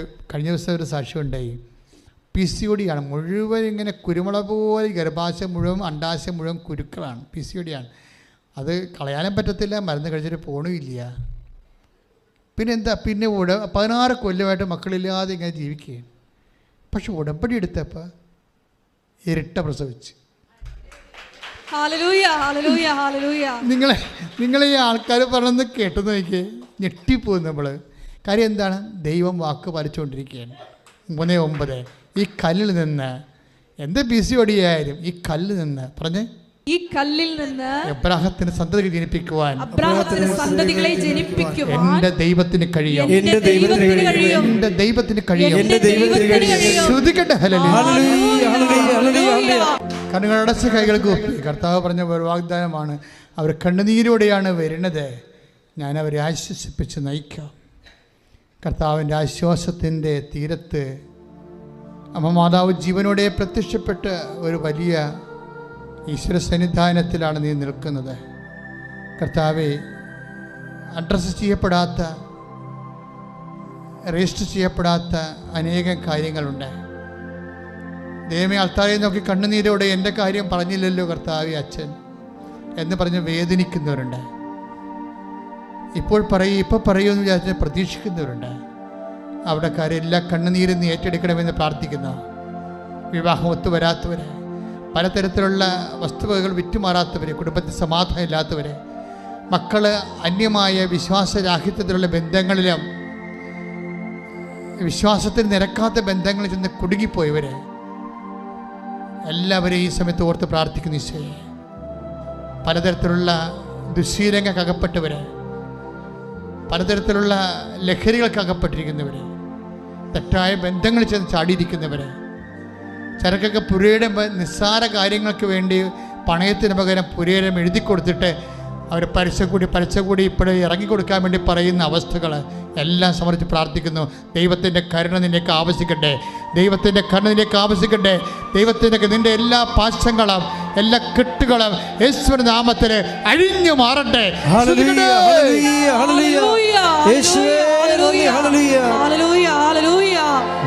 തടസ്സ മേഖലകളിലും നിറയപ്പെടുവാൻ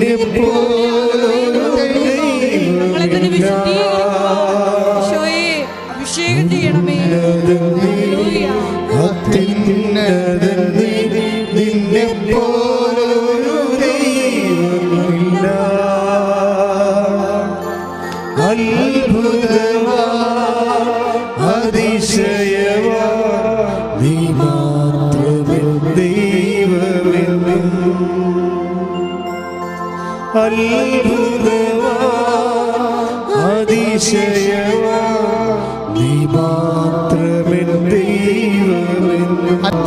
കർത്താവേ, കിടപ്പ് രോഗികളെ നിന്റെ നാമത്തിൽ എഴുന്നേറ്റ് മാറ്.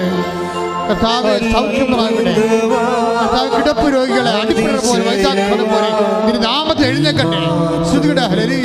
കർത്താവേ, കിടപ്പ് രോഗികളെ അത്ഭുതകരമായി നിന്റെ നാമത്തിൽ എഴുന്നേറ്റ് നടക്കട്ടെ.